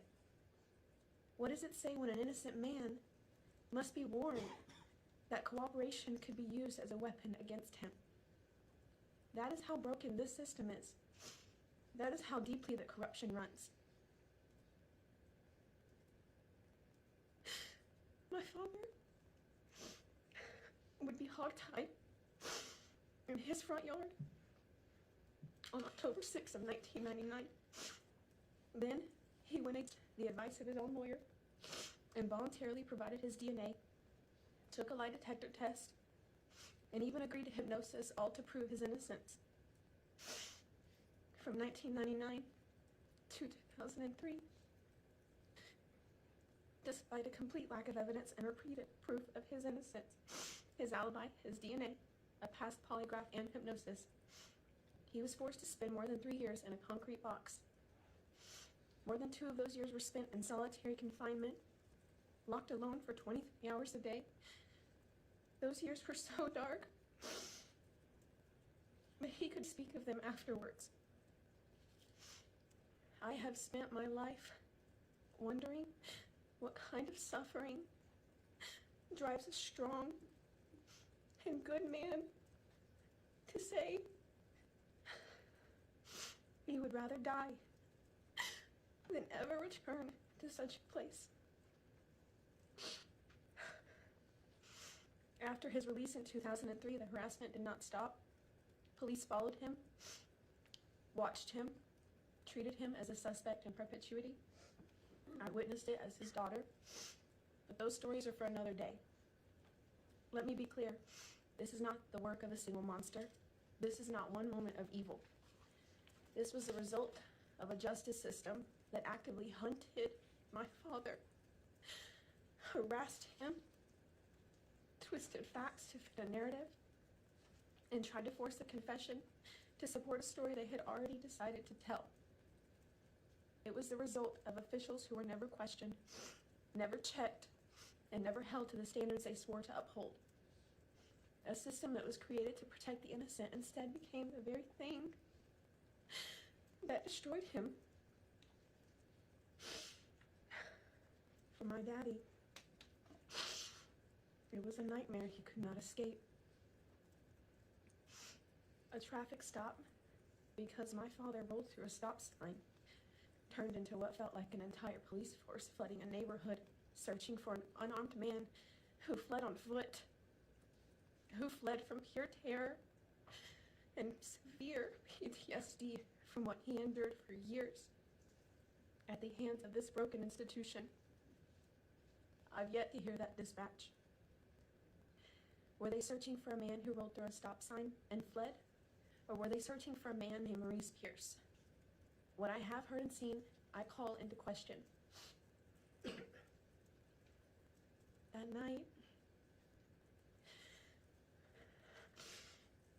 I had to listen to my daddy's worst fear come true. And then I had to listen to him stop talking to me. What I would come to realize was him taking his last breath.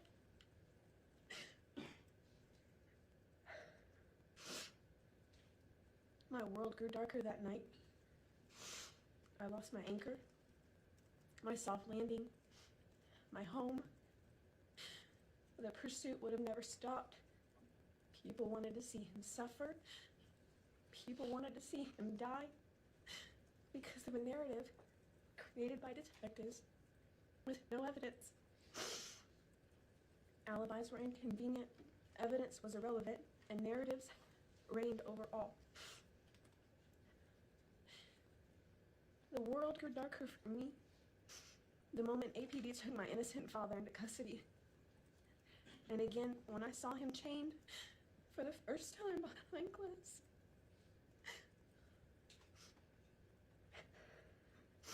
And again, when I saw him in a courtroom for the first time.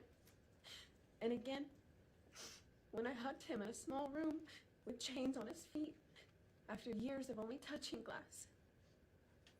And again, when a cop forced me inside as he proceeded to harass my father and throw him on top of his car.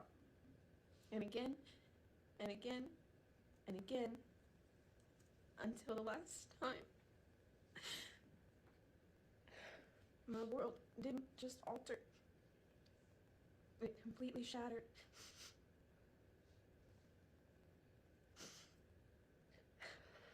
To listen to the sounds of my daddy, someone I completely love and adore, live his absolute worst fear, and then to share those last moments with him, unknowingly, it's completely shattered me. This was not justice. This was institutional failure. And the cost of that failure was my father's life, his dignity, and his future. My father paid the price. I did not get to see my father live in a world where everyone finally knows what he had been saying all along, that he was innocent. I did not get to see his relief. I did not get to see his peace. To the families of Eliza, Amy, and Sarah and Jennifer, my heart breaks for you and your girls. My father's heart broke for you and your girls.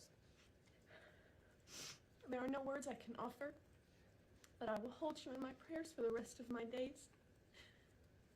To the Austin Police Department, the DA's office, and to Paul Johnson, Your tunnel vision stole my daddy's future. You took his peace, his freedom, his dignity, and his life. My father was not a headline. He was not a ringleader or a mastermind, as your story would have it. He was an innocent boy, an innocent man, who was good to his very bones, and who mattered. Words to describe how incredible of a human being, how amazing of a father he was will never be enough. I'll miss him for the rest of my life because of your tunnel vision. I thank God every day that I was able to experience a father's love that has no end, a love I can still feel to this day. I thank God for the sweet glimpses of him I see in my children.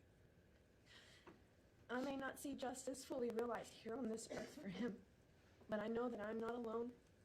There are countless other families carrying similar grief and unanswered questions, the same wounds left behind by an institution that refuses to correct itself. Unchecked power cannot continue. Tunnel vision cannot continue. Accountability must come. Reform is coming. It has to. And finally,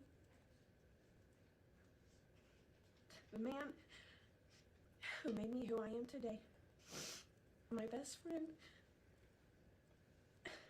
my daddy. Daddy, you have your name back. The world finally hears what you were trying to say all along. Daddy, I love you.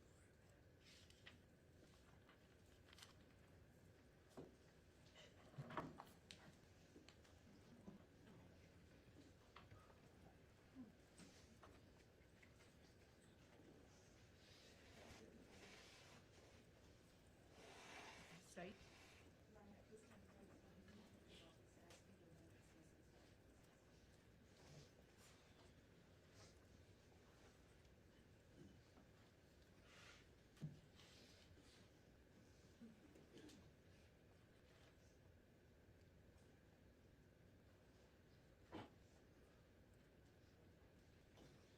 Before granting the state's motion to amend the dismissal based on actual innocence, I have a few very brief words.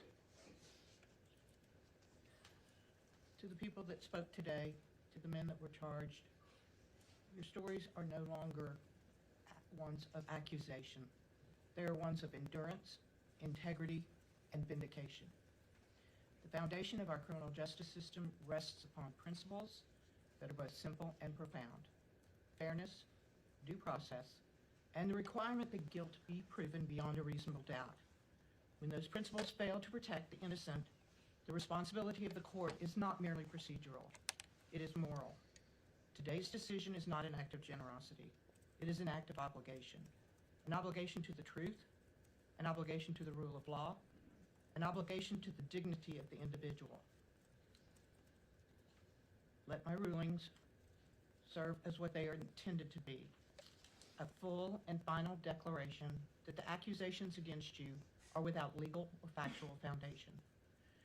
May this moment mark not only the end of proceedings, but the beginning of restoration, of reputation, of peace, and of the ordinary freedoms that should never be lightly disturbed. Never lightly be disturbed. However, there's another injustice in this case that I cannot remedy with the signing of my name, and that is the absence of justice for Amy, Eliza, Jennifer, and Sarah. The court is mindful that this case involves a profound tragedy for their families and loved ones, and nothing in today's ruling diminishes the gravity of their pain. The presumption of innocence that defines our system is not a formality, it is a promise. And today I hope that promise is reaffirmed. The record before this court establishes what the law now formally recognizes: that you are innocent. No ruling can restore the time taken from you.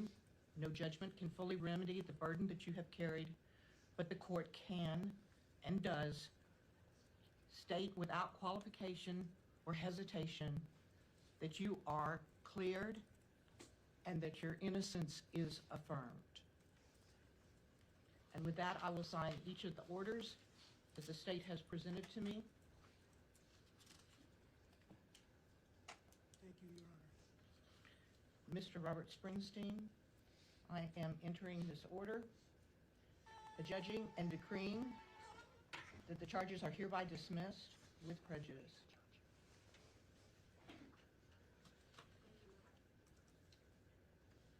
Mr. Michael Scott, it is hereby ordered, adjudged, and decreed that the charges against you are hereby dismissed with prejudice.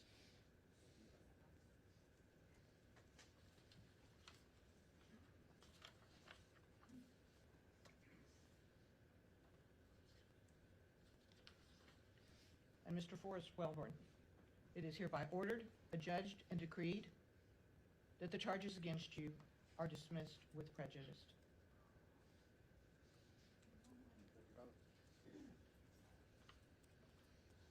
And to the family of Maurice Pierce, it is hereby ordered, adjudged, and decreed that the charges against you are dismissed with prejudice.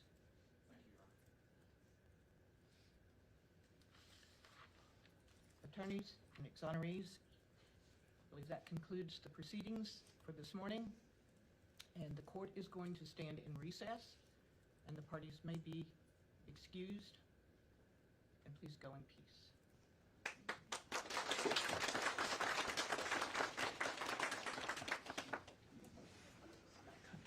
Court's in recess.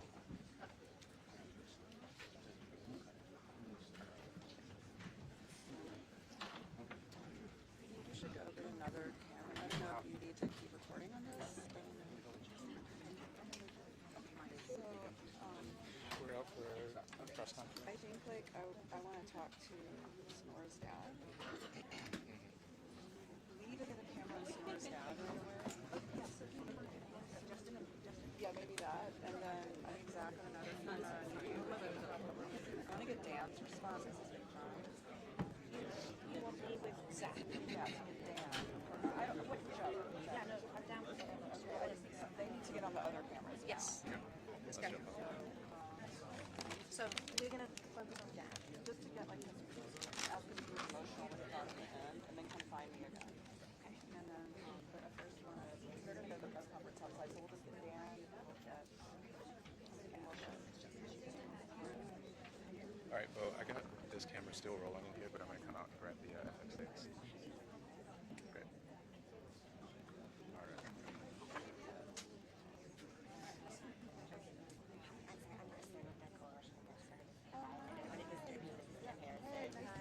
I know you're in the middle of something. Yeah.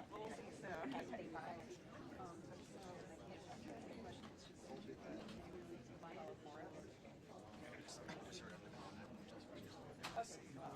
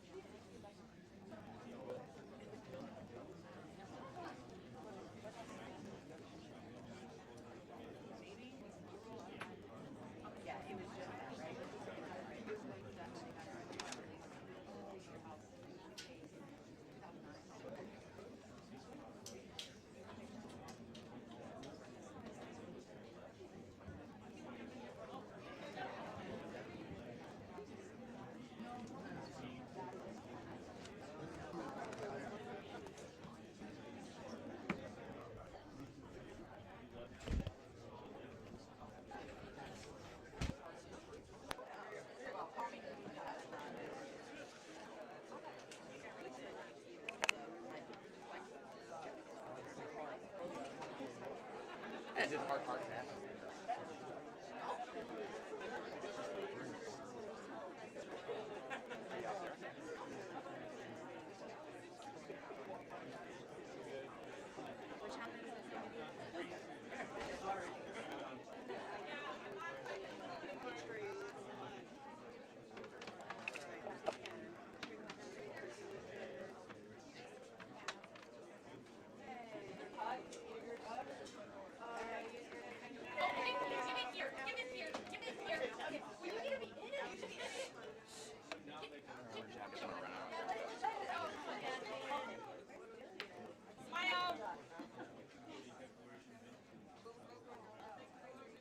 Yes, ma'am.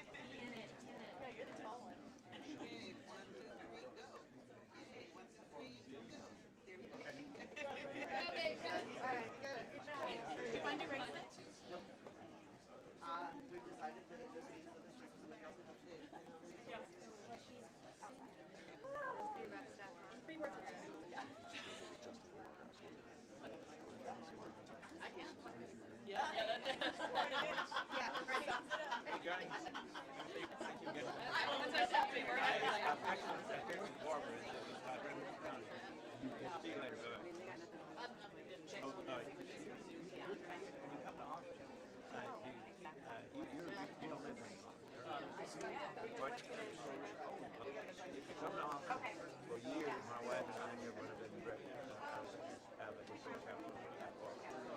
You're welcome to stay. I'll get your contact information. It's called Stripper Farm. So feel free to know that you've got a place to stay for free and all.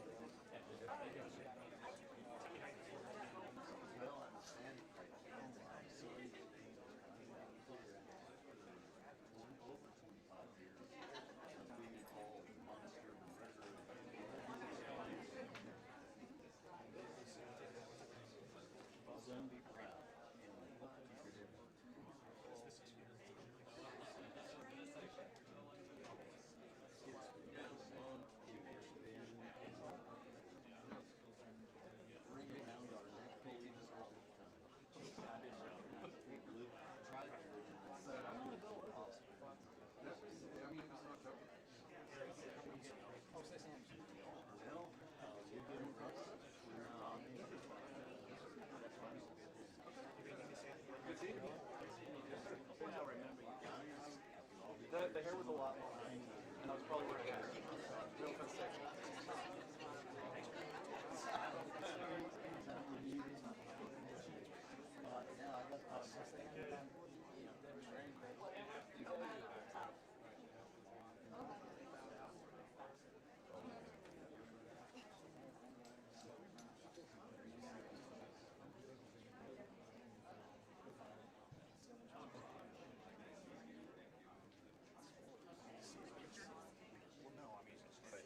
Trying to get people out. That's actually what makes you.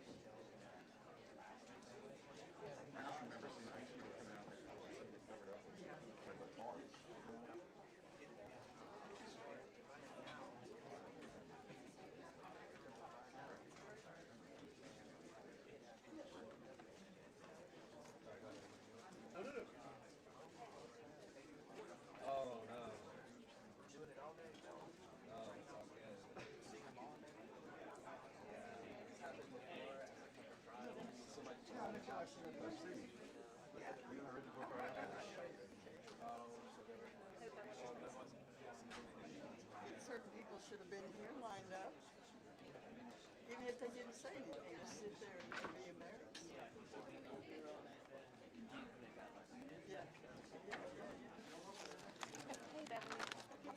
you? I'm good. Good to see you again.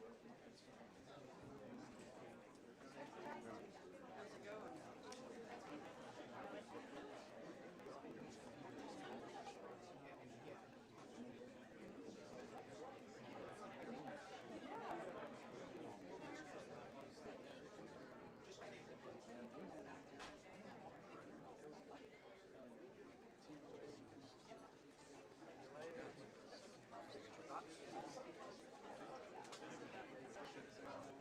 I'm just curious what you think about some of the testimony, kind of hiding tactics. Were you feeling? What was going through your mind as you were hearing them?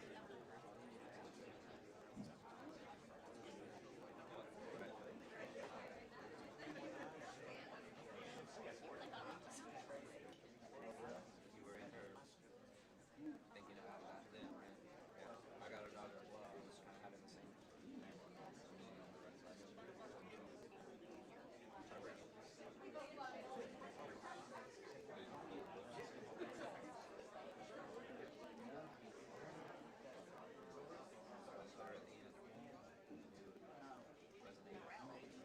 Probably not.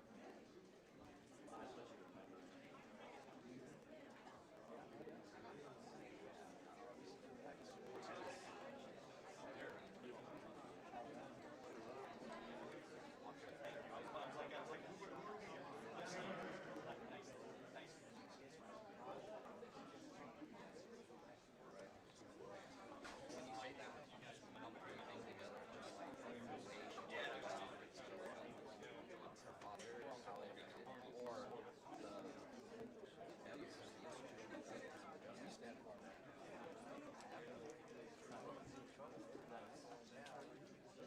Fair enough. Sure. Yeah.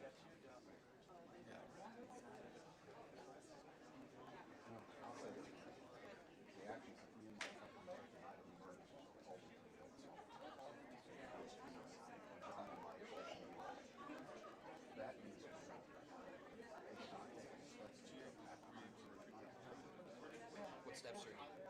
By not letting the entity take the body and the process happens. It's not an standard practice. These are crime practices. More crime. Because crime at the scene, where it happened,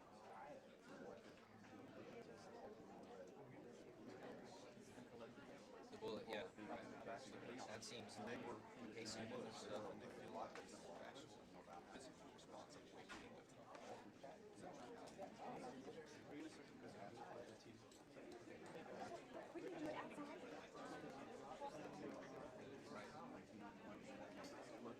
we thought of DNA.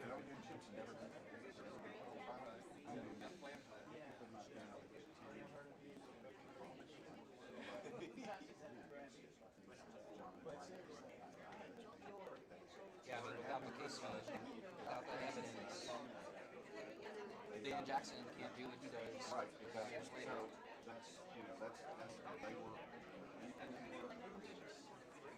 What's your name, sir? I'm done. Hey! I thought it might be you, but we gotta grab coffee sometime. Yeah, absolutely. Like I said, for me, it's incredibly exciting. Smallness, yeah. John,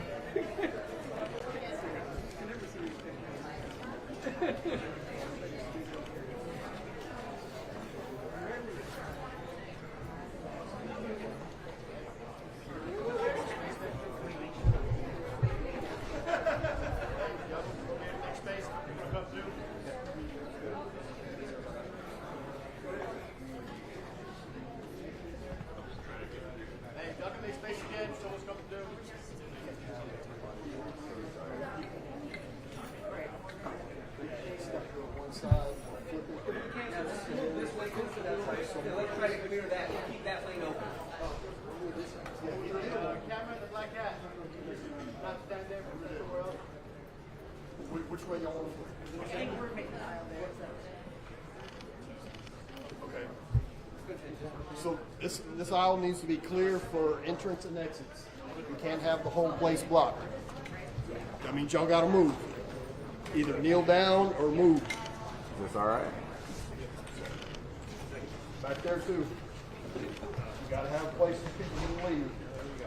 Stand. Thank you. Good afternoon. Thank you all for being here today. My name is Jose Garza, and it is my privilege to serve as your district attorney. It is my sincere hope that the proceedings that have taken place today will bring long-awaited closure to every person who has been affected by the yogurt shop murders. It is my sincere hope that with this closure, we can begin to heal. I want to thank Austin Police Department Chief Davis for supporting this investigation. I want to thank her for not giving up and making sure that the truth saw the light, no matter how painful it was, nor how difficult the truth was to fathom. The evidence is clear. Robert Eugene Rashears committed the yogurt shop murders. I only regret that he is not alive so that he can be prosecuted and held accountable for those heinous crimes. To the families of Amy, Eliza, Sarah, and Jennifer, both those who were able to join us today, and to those that could not be here, we are so sorry if this journey has only amplified your grief. I hope that the certainty of the evidence will aid you in your path to closure and to healing. To Amy, Eliza, Sarah, and Jennifer, we are so sorry that we have failed you for so long.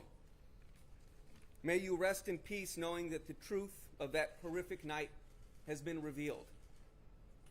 To Mr. Forrest Wellborn, on behalf of the Office of the Travis County District Attorney, I am sorry for what you have been through.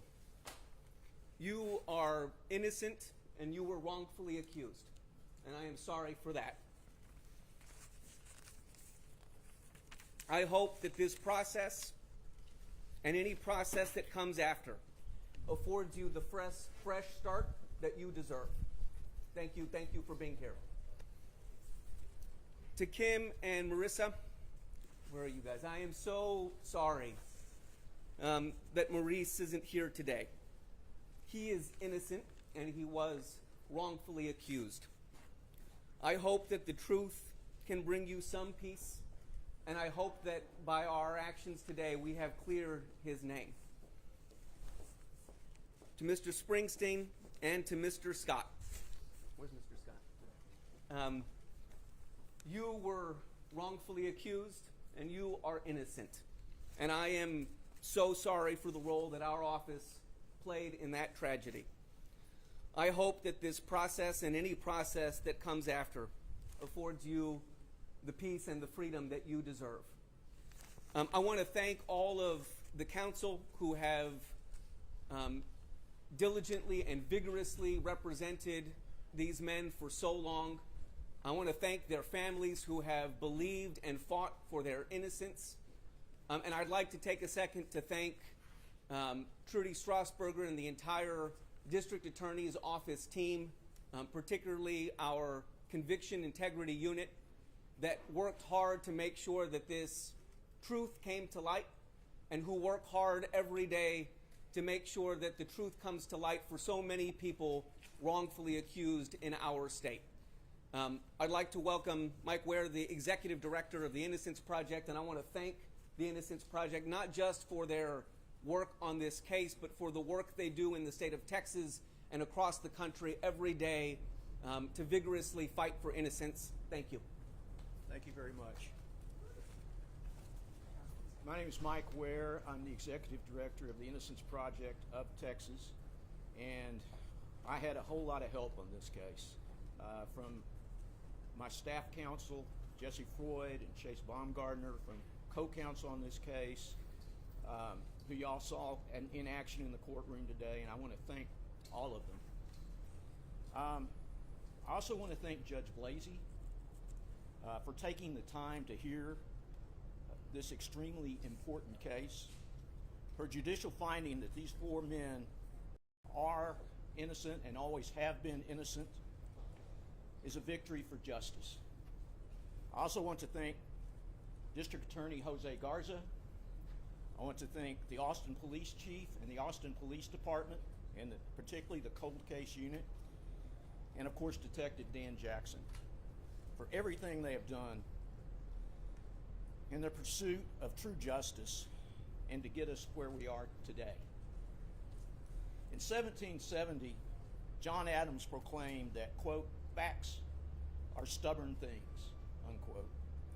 The truth cannot be altered by convenient, false narratives. These innocent men, when they were boys, were manipulated by authorities in order to manufacture a false narrative that could be sold to juries and to the public. And it worked for a while.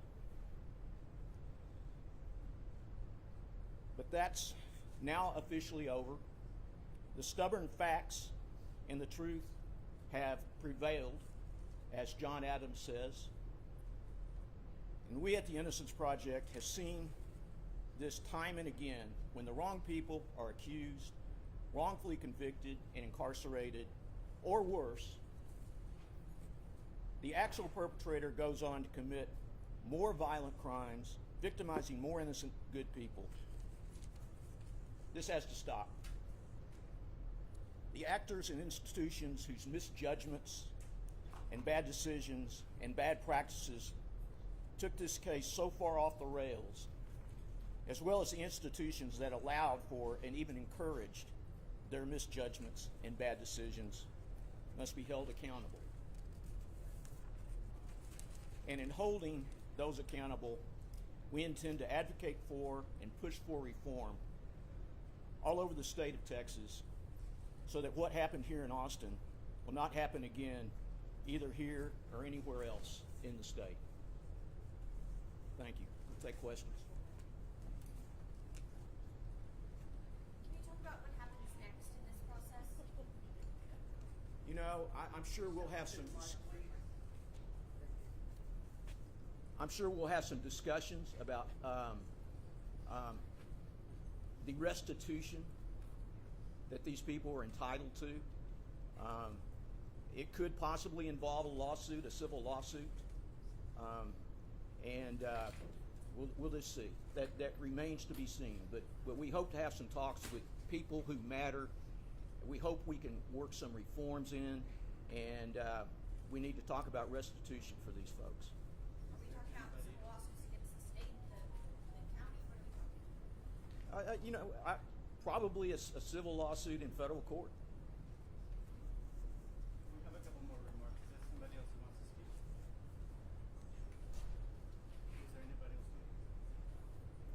Anyone else wanting to speak? No? Wilson?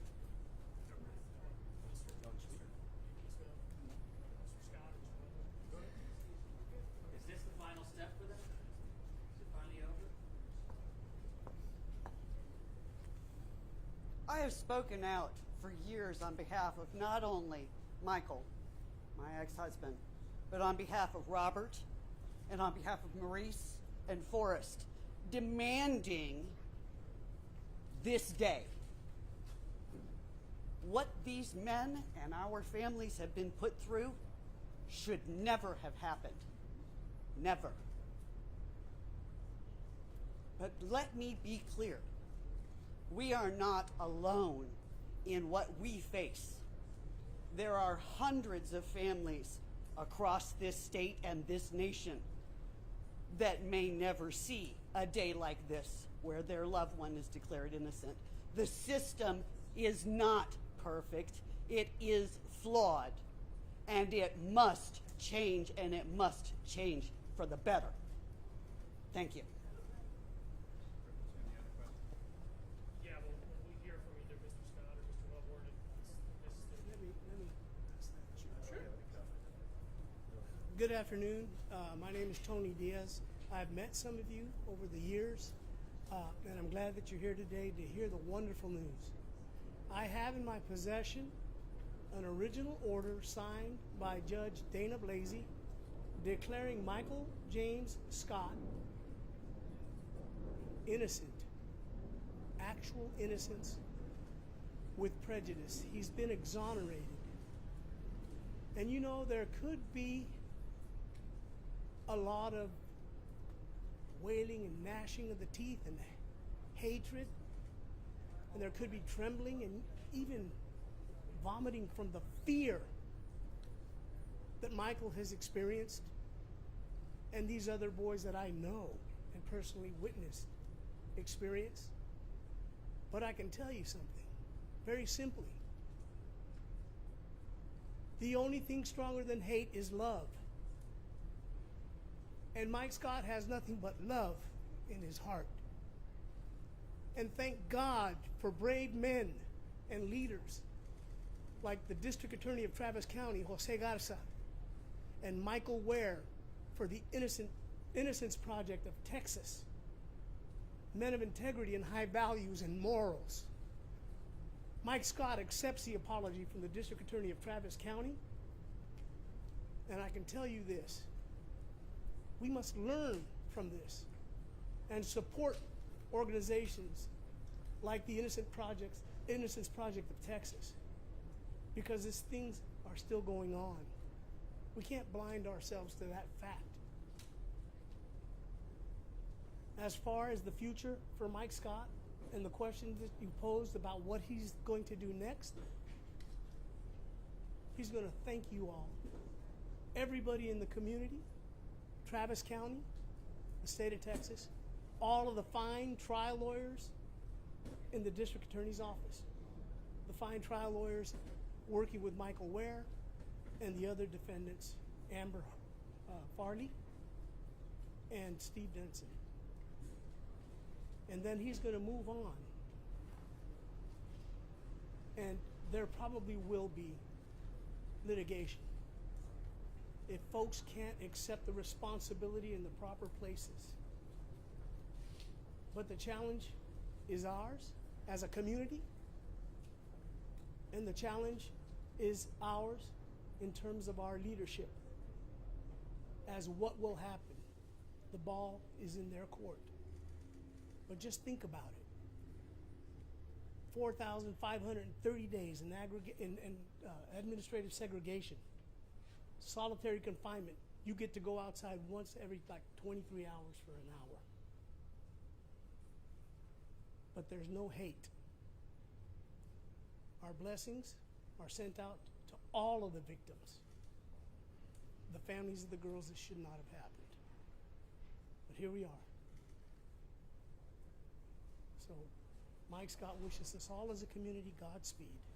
And God bless you all. Thank you. Any other questions? Mr. Wellborn, would you like to say something? Any other questions? I'll say something. Please. I'm Marissa Pierce. I'm Maurice Pierce's daughter. And I just want to say that his story is going to continue. It doesn't stop now. It'll live on through me. And what happened to him can't happen again. And I will make it my life's work to make sure that he's not forgotten and that it hopefully doesn't happen again.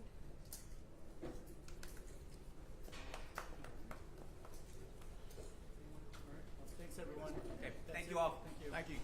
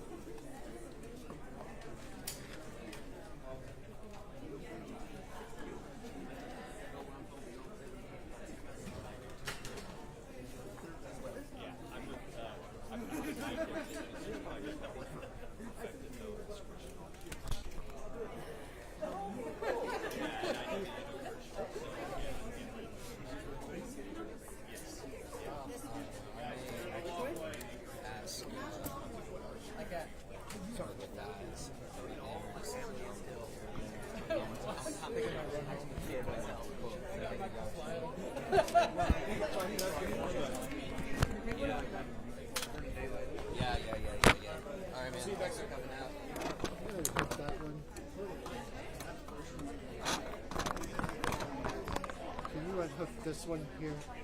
Which one? Oh, sorry, man. I'll grab it for you. There you go. Thank you. You're going, sir.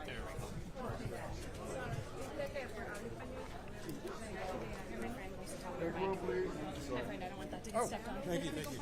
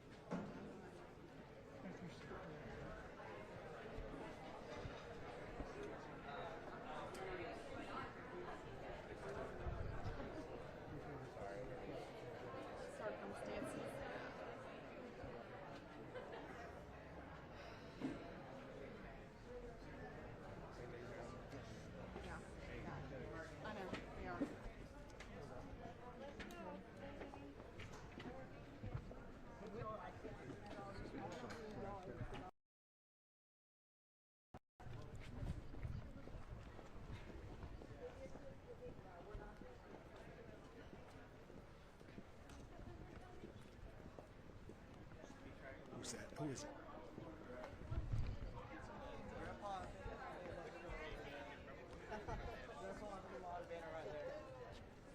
Yeah, we got everybody.